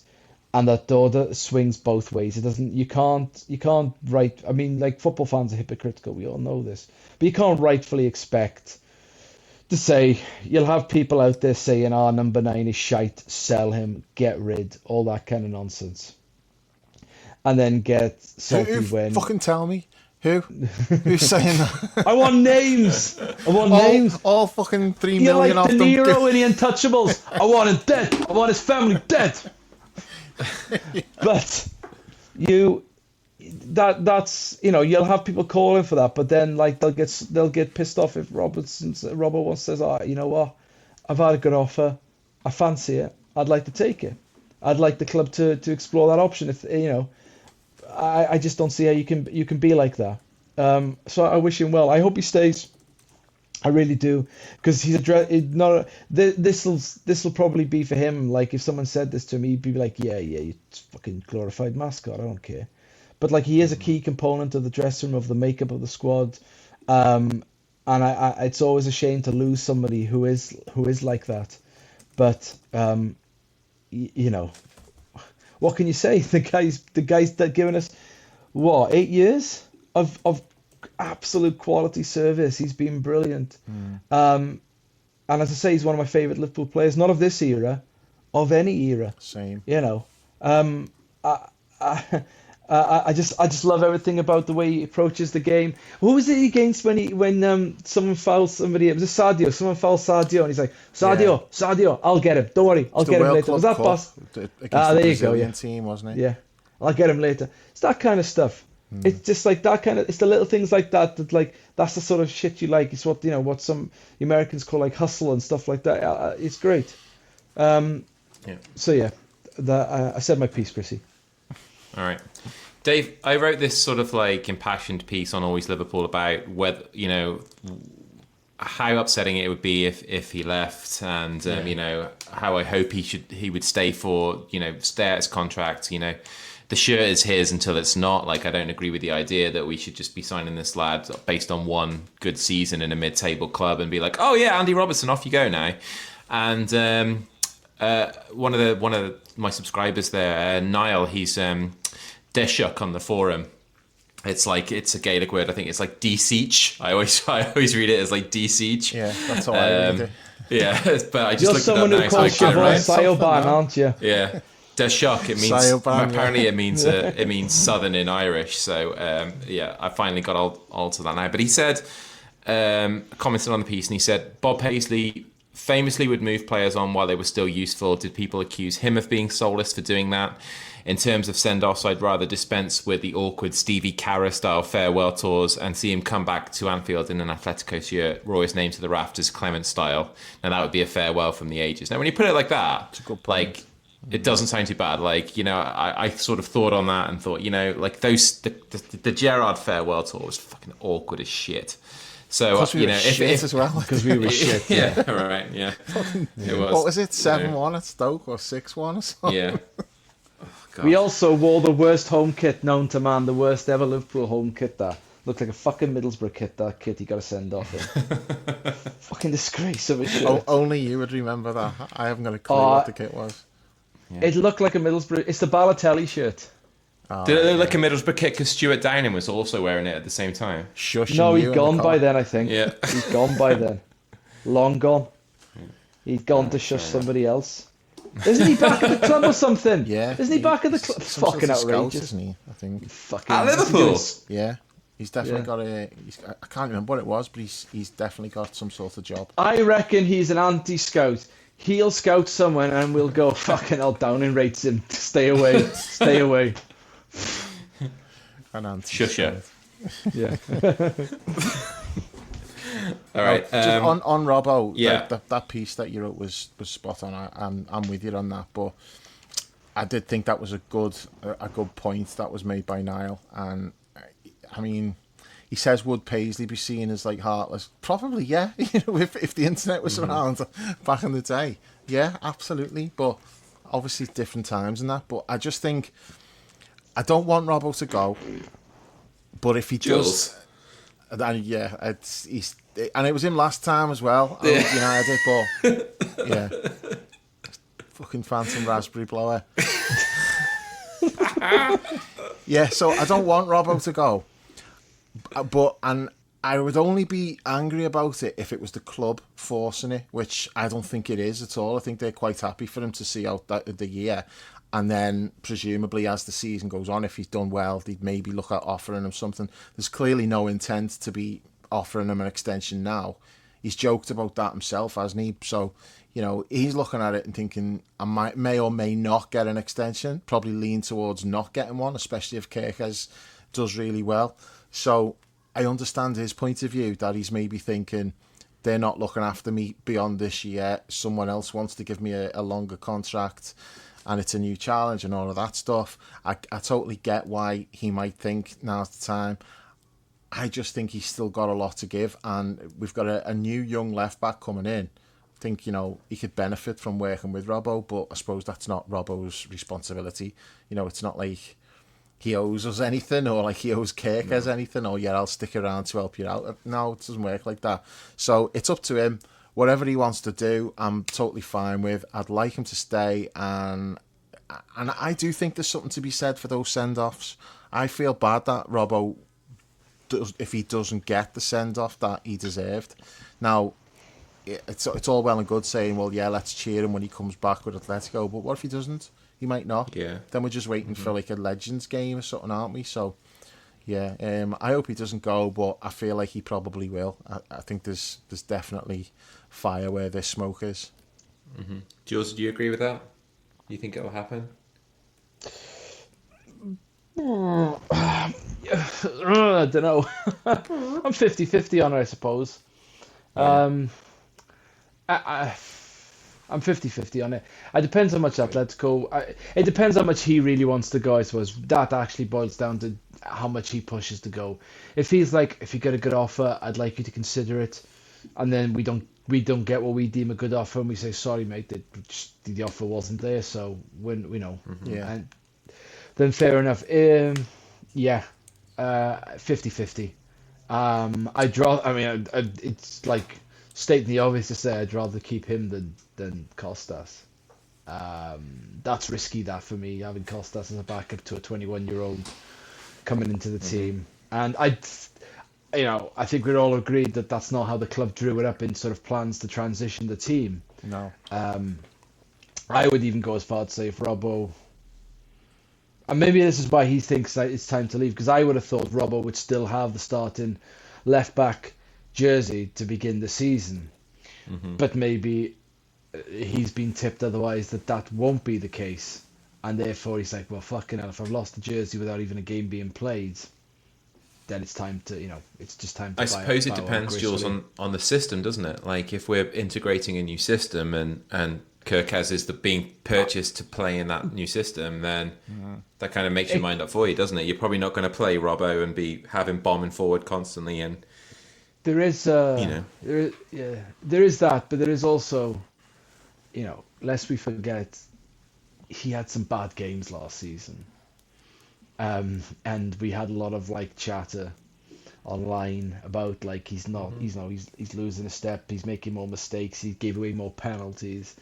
So it's entirely possible that he sees the writing on the wall for himself. I feel like I lost a step, and because I feel like I've lost a step, I should go now when I can get a great contract in a league that maybe won't be so demanding on the problems I'm having at the Premier League level. It's entirely possible that's the case, because we can't deny that there were times last year where there were games last year where you sort of we had a lot of, is Robbo cooked? Is he done? Yeah, and it's not necessarily Sorry, go ahead, Dave. Yeah, just on that point, I'm not arguing with any of that, but equally, most people, I'm not talking about Liverpool fans, I'm talking about just pundits and everything else. Most people, when they were naming the team of the season, the left back was either Kerkez or the lad at Fulham. It was so. So you're seeing the writing on the wall. Yeah, strong argument that we've signed the best left back in the league based on last season. I think he probably was, but the Robinson at Fulham was really good as well. And look, transitioning teams is always going to result in these kind of things popping up, right? And then again, elite level sportsmen, they don't really think the same as us, and they're like, and if he sees the writing on the wall, or what he perceives to be the writing on the wall, he's like, well, fine then, I've got other offers, I'll go somewhere else, and I'll prove you all wrong. You just don't know. But it's never easy. To be honest, if he was just to accept that he was going to be phased out for Kirkes and accepted that gracefully, maybe there's an argument to be said, well, no, you should fight for your place. You should, there's all these sort of permutations of like mad things in sport that you should do, or you should want this, or you should want that. That you could read into this situation. I just think the bottom line is he's got to do what's best. Andy Robertson's got to do what's best for Andy Robertson. He's earned that right. Yeah, and he'll know his body better than anybody else as well, won't he? Like he'll know if he's. Well, he has no intention of leaving Scotland, does he? Like... No. Well, he can get the record, can't he? He's only 20 caps behind Kenny. Yeah. Yeah. Which fair play to him if he goes on and gets that. Then he shouldn't. What we've said, he should knock Scotland on the head in the past, but it's reached the point now where what's the point? It's not going to prolong his Liverpool career. Scotland now should be his priority. He's the captain, and also he's got 20 games to get the record. Why would you give that up now? That should be his priority, I think. Now, you should never dismiss as well how proud he is to be like Scotland's captain, represented his country. Like it means a lot to him. Like just because. I know you guys obviously have no interest in England whatsoever. It doesn't mean that like players for like whether they be Kirk as for Hungary, Robbo for Scotland, Maka for Argentina. It means a lot to them whether we like it or you like it or not as fans. Mm-hmm. Like it means a lot to them. There's nothing you can do about it. The other thing now as well, that's right, and the examples that we'll use is like Carragher and Milner, for example, but they were squad players. They were never not the main they man, were not were they? Captain of the country. Yeah. Would they have retired from international football if they were captain of the country? That's probably not. It's easier to do it when like you're a utility player who's in and out. Milner's like if you were doing like a thesis or like a course on like the way to steward and prolong your football career to a high standard, he would be like a case study right? Because he knew exactly when to hold them and when to fold them. But not everybody does, and there are, as you say, other factors involved. In which case, are you the captain? Are you a regular? These things all come into it, and it's different strokes for different players. Plus, you look at the pool of players that these nations have to choose from as well. Like, I don't think Milner and Carragher retiring from international duty negatively affected like the chances England, of the nation. No. Negatively affected England. So by, Andy Robertson walking away does because of the level of experience, like the quality that he brings, like just his all round being, what a personality is in the dressing room as well. They need him. Well, they've got Tierney, and Arsenal fans told us that Tierney was much better than Robbo. Yeah. Whatever happened the record. He's gone. He's out of contract, but I can't remember where he was going. He's gone back to Celtic, He's hasn't gone he? back to Celtic, yeah. Yeah. So, yeah. Well, they've got McTominay now. He's, McTominay's like the main man, isn't he? Yeah. Yeah. Living off love him for that. Neapolitan tomatoes and all that kind of stuff. People were calling like Serie A title the Scottetto. It's tremendous work. Yeah. Some of us said he was United's best player. You did. I did. Be careful what you wish for, we did. said, when all those United fans were slagging him off. Yeah. Yeah. Look at him now. Look at me now. Yeah, there you go. Good for you, Scott McTominay. Good for you, my friend. Love all that. So, yeah, I hope it doesn't materialise. As you said, he's earned the right to certainly do what he was and wants. And wouldn't it be just so sweet if he went to Atleti and him and Simeone won La Liga together, knocked Real Madrid out of the Champions League in the process, and he laid one on Trent big time. I know he won't because they're mates, but we can fantasize. Yeah, no, that'd be great. Right. Other potential arrivals. Plenty of rumours in the last few days about Mark Gahey. I think that's how you pronounce it. Yeah. The Palace centre half, maybe in a knockdown price because he has 1 year left on his contract. Some talk that we might just tell him to hang on and sign him next summer. He's already 27. No, he's Dave, nice. I know you don't... He's 24, 25 next month. Yeah. Oh, okay. Sorry, Yeah. I got that wrong. But Dave, I know you don't particularly fancy him. So Nope. what do you make of the rumours linking into us and what have you? Not impressed at all. I think he doesn't excel at anything. He's just...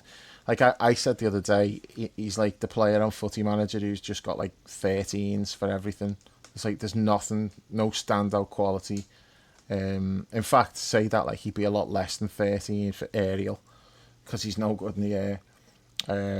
He's just he's a good player for a team like Palace. You know, I just don't see him as being like top level player. And the bar is Kanate, because that's what we're looking at. Like, you've got to be better than Kanate to get in the team, and I don't think he's fit to lace Kanate's boots. So I just do not know why we'd even be looking at him, to be honest. I'm not on board with that at all. I'd much rather keep Quansah than sell Quansah to buy him.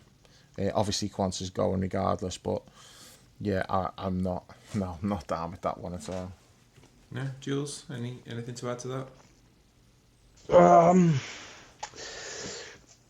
I feel like Slot doesn't rate Quansah, so there's problem number one. I've got to be honest, I don't particularly rate Quansah.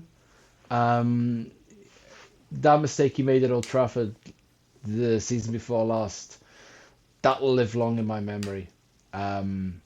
Because there's errors you make as a centre-back, and there's unenforced errors, and that was an unenforced error. He always looks like a bag of nerves. So he sort of played it across the middle. Yeah. Played it across the middle, and it was intercepted. Into Fernandes, yeah. Yeah, okay. He always looks like a bag of nerves to me. He doesn't ever look like a fully confident player in what he's doing, his body language. But this all comes with the car. I mean, if we're selling to buy, I'm not sure why we're not negotiating a buyback clause. We used to love that shit. We negotiated buyback clauses in tons of Has players. Has anyone ever exercised the buyback clause? Well, they never amounted to anything. Like Jordan, I don't just mean us. I mean anybody. I feel like Chelsea or City must have at some point.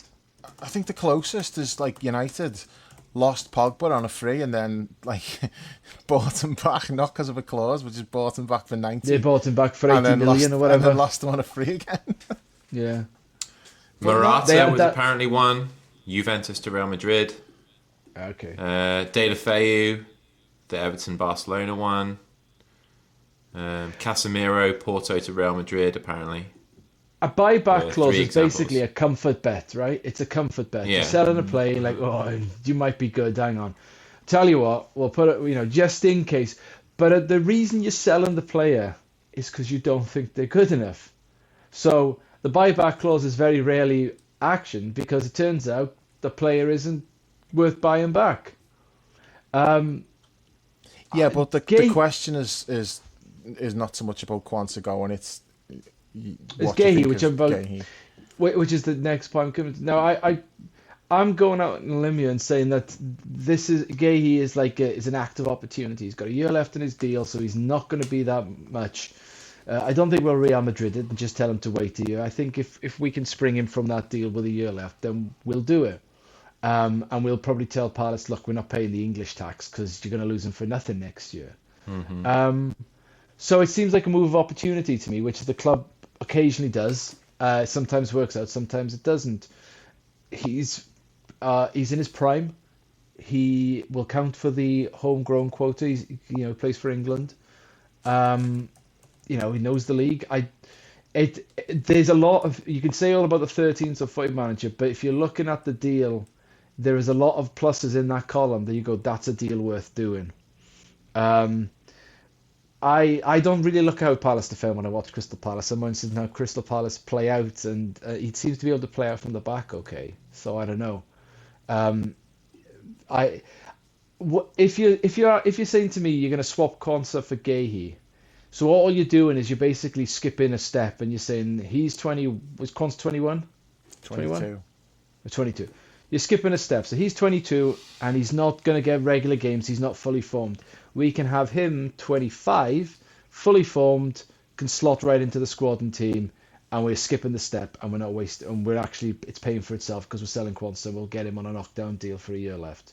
But he won't come if he's not going to be starting games, is he? He's not going to come and fulfill the role that Quansah fulfills in the squad. He's not going to come to sit on the bench. Why would he? He will not come to sit on the bench. Well, yeah, that's a question for Gahey, not for me. Plus the fact he's not better. He's going to be coming to a team. He's going to be coming to a team that's in the Champions League. He's going to be coming to a team that's competing for the Premier League. You aren't going to get those opportunities all of the time. True. So it's either you want to take that deal or you like, no, I'm happy at Crystal Palace and I'll take my chances when I hit free agency, and who knows, maybe Manchester City or Arsenal will come knocking at that point. Maybe they won't. I don't know. Only they will know. What I'm saying is, from the club's point of view, I can see why the deal is laid out. And again, I'm slightly biased because I don't particularly rate Quansah as highly as you do, Dave. If I had to, I could give opinions on what I think about Gay's politics, if you want, which I don't particularly subscribe to, which would be more of a red flag for me than anything. Like, that's not the sort of, I don't want to get into that. Like, it's not for me his sort of his outlook on certain subjects. So that would be my sort of knock for it. Because if I do, I could get into a whole thing about about that kind of stuff. So that would be my sort of like check mark in one column.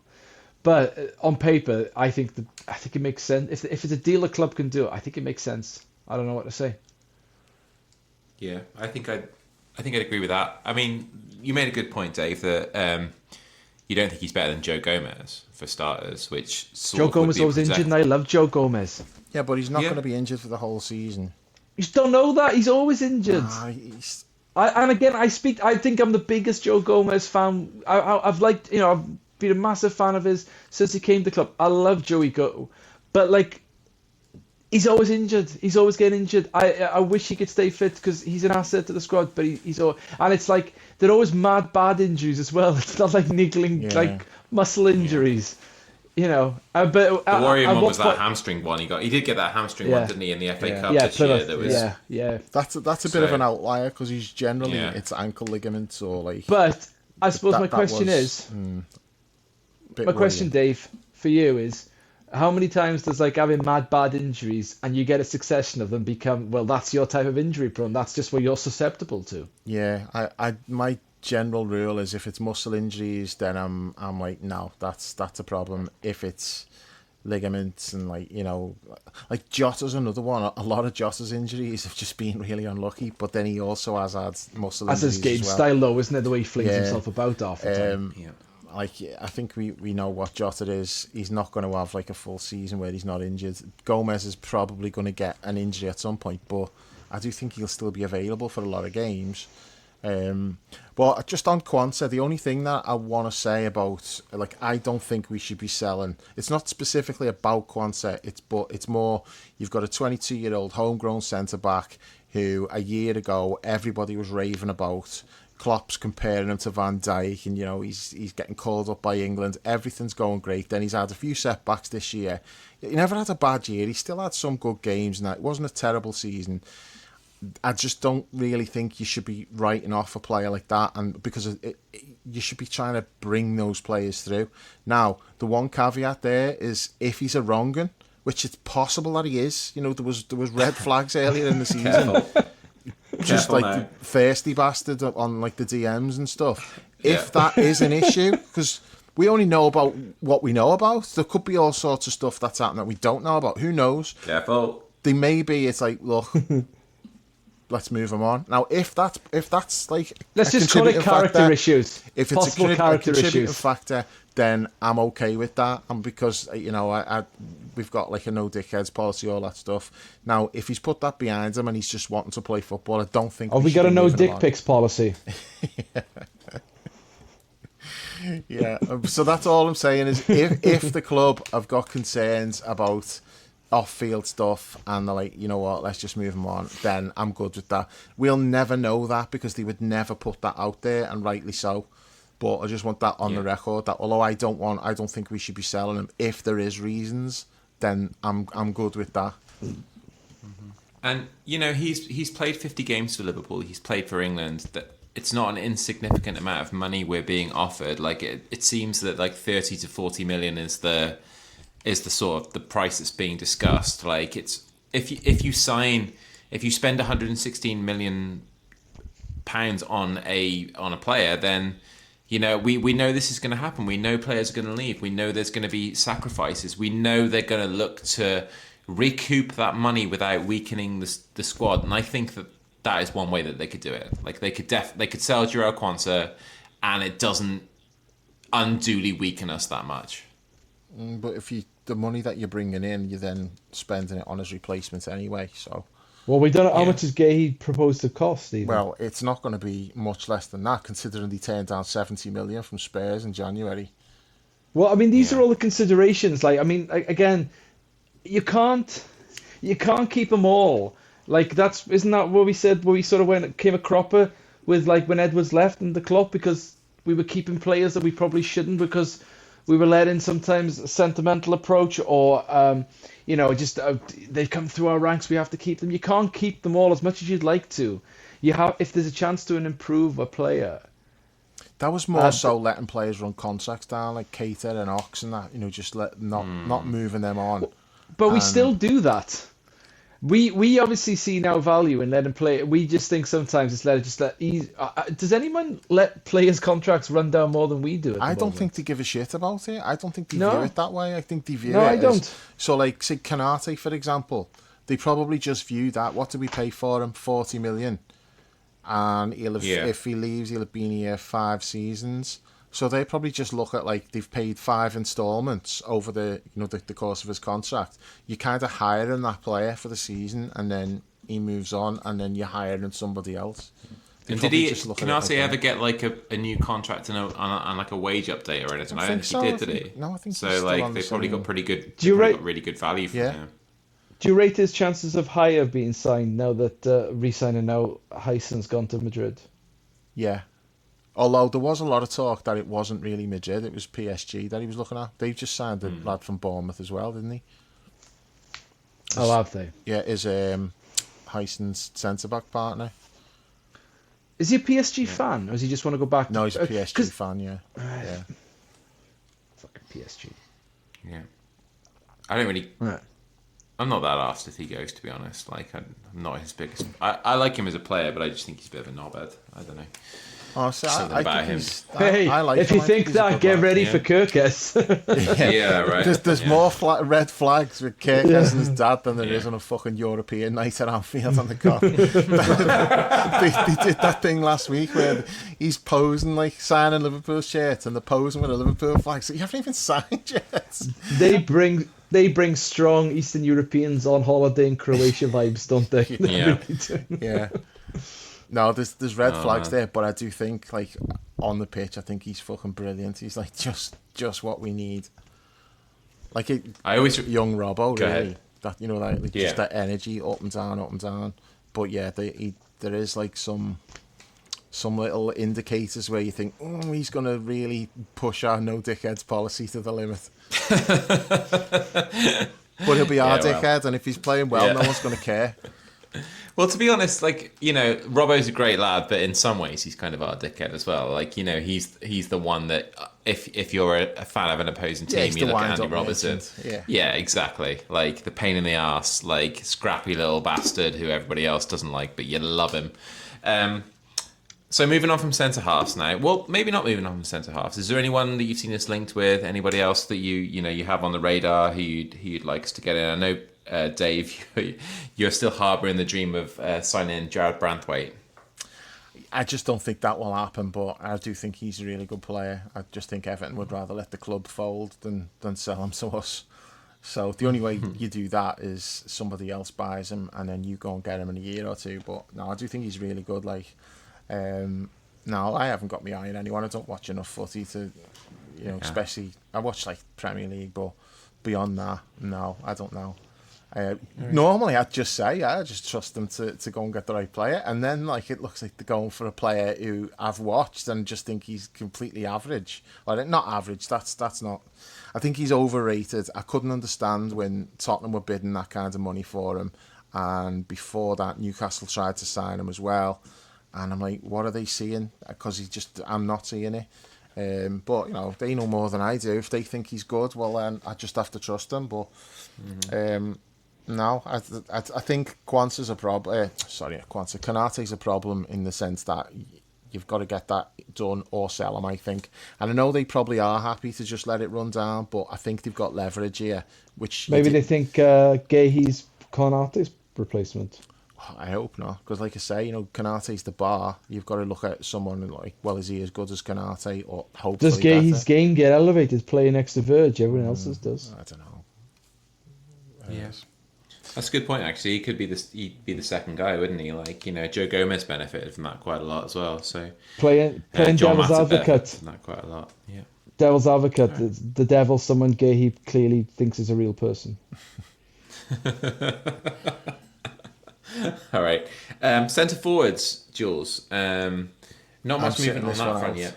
Like that's the last domino to fall this summer, really, isn't it? Like if we get a centre half, great. I don't think it's like the key priority. But you get the sense that there are at least one or two of the front 5 or 6 that are going to move on. You feel like they're going to target a number 9. They're going to bring somebody in. Like, who have you seen from what's been rumoured that you'd like us to bring in? Who do you think we should bring in? How likely do you think it is? Yeah, it's an interesting one. The front 5. So we think we know Mo is safe. We think Diaz won't be going anywhere. Because they just signed Nico Williams now, right? Yeah. Barcelona have probably taken him off the table. Yeah, that's right. And we think Gakpo's probably not going anywhere. So it's Darwin and it's Jota, neither of whom I think are safe. But I feel like outside of the lad that is it Frankfurt he plays for, outside of outside of him, the other ones seem like really tough deals to do. And they are on the proviso that like you're gonna get some top money. Like I have to check myself. I always like whenever I see how much we paid for Nunez, I'm like, did we fucking remember that? We will be wanting to recoup at least 70% of that fee, I would say. So it's who's going to pay it. And Jota, I feel like Jota went off the boil so much. He was in the freezer for most of the second half of the season. So I think they're both on the trade list, shopping block, transfer list, whatever you want to call it. But I feel like who we link with Alvarez. It was weird why he left City, right? He was only there for a year, and he's just like, right, no, fuck this, I'm going. And he was like, all right, yeah, off 2 you years go. he was there for. 2 years. I was like, oh yeah, off you go. It was very like no fuss, no muss, just like I'm going. Yeah, player that we signed for a lot of money, who we considered our prime centre forward. You go along. We've got Haaland now. We don't really care. But I can't see him wanting to come back. Like I can't see him wanting to come back to the Northwest. It seems odd to me. Have a year in Madrid and go, do you know what? I'll go back there. Yeah. That's a bit weird. That feels like a difficult deal to do. Then there's Isak, which I feel like is a monumentally tough deal to do. It might have been easier if Newcastle hadn't got into the Champions League. But that money that's going to come in there is going to ease any PSR problems they're going to have or about to have. And I can't see in what world they'd want to sell him unless he absolutely pushed for the move and like wanted to go. And even then, like, Saudi Arabia don't let people go easily. I can't see that. I just see that deal as a difficult deal to do.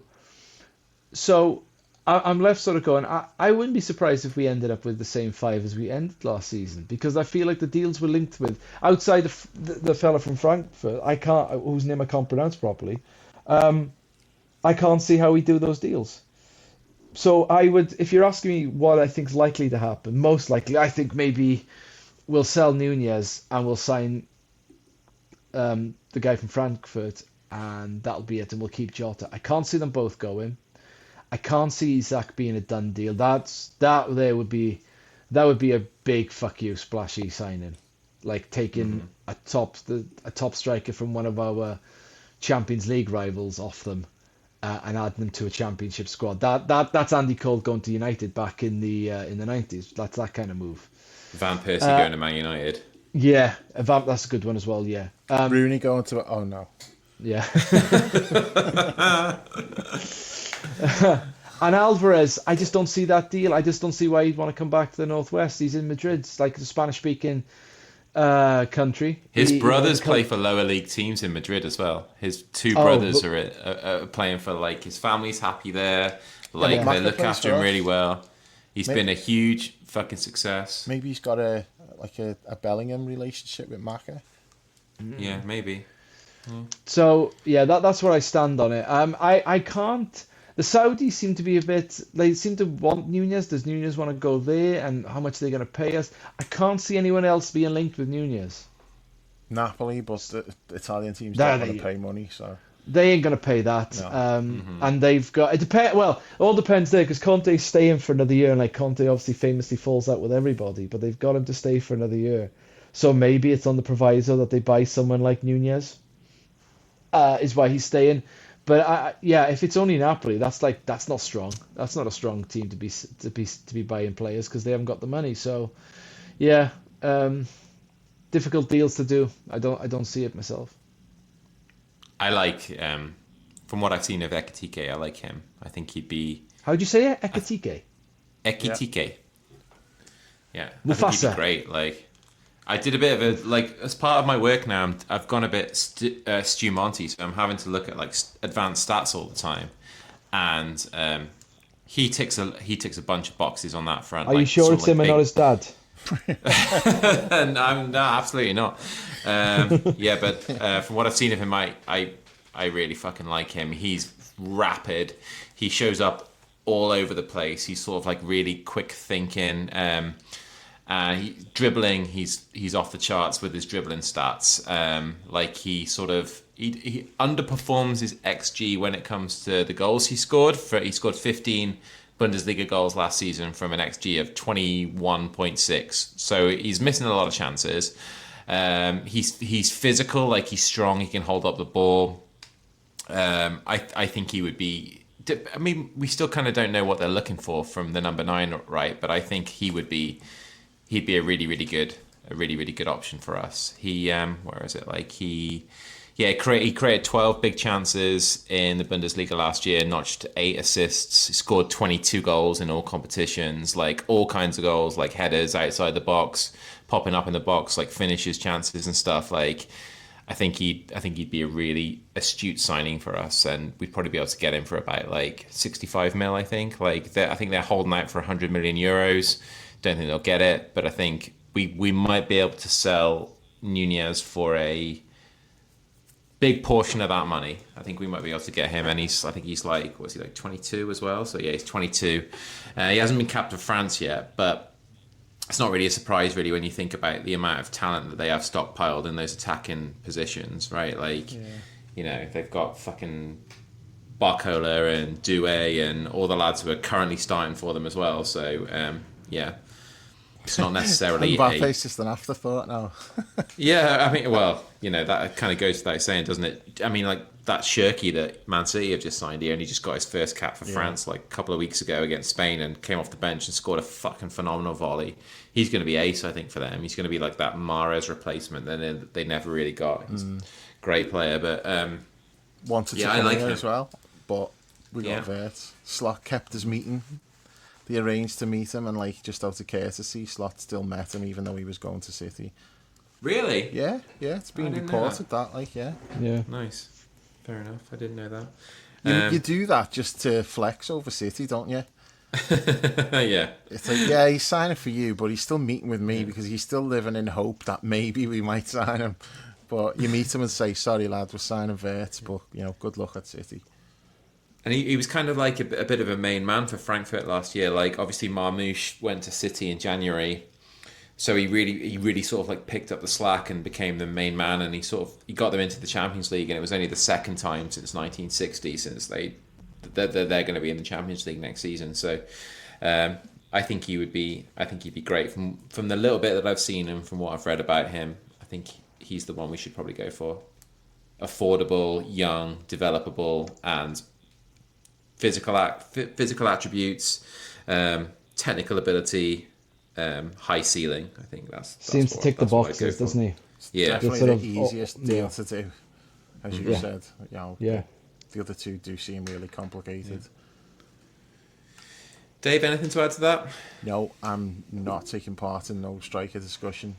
Cut me out of that's that one. Sad. All right. So, have we not covered anything? We've gone a lot longer than we thought we were going to. I think this is about like an hour 45 now, probably. Yeah, right? So, we'll be back are we anyway good? because the Kirkers pod's going to be in a few days. So anything we haven't covered now, we'll be doing in that one. Nice. All right, Jules, you all done?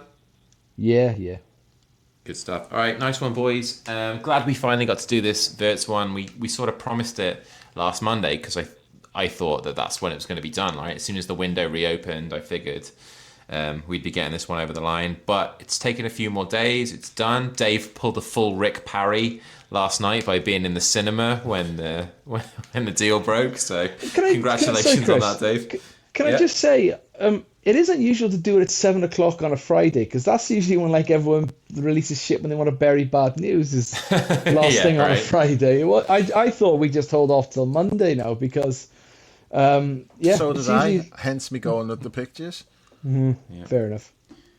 It was ironic. It was ironic that you Rick Parry went to the fucking cinema on transfer deadline day when there was like a few hours left in the window. It's not the same thing. All right. It is ironic that you went to see 28 weeks later when this transfer feels like it's happened 28 weeks later after we expected it to happen. Yeah, so, it has dragged on. Yeah.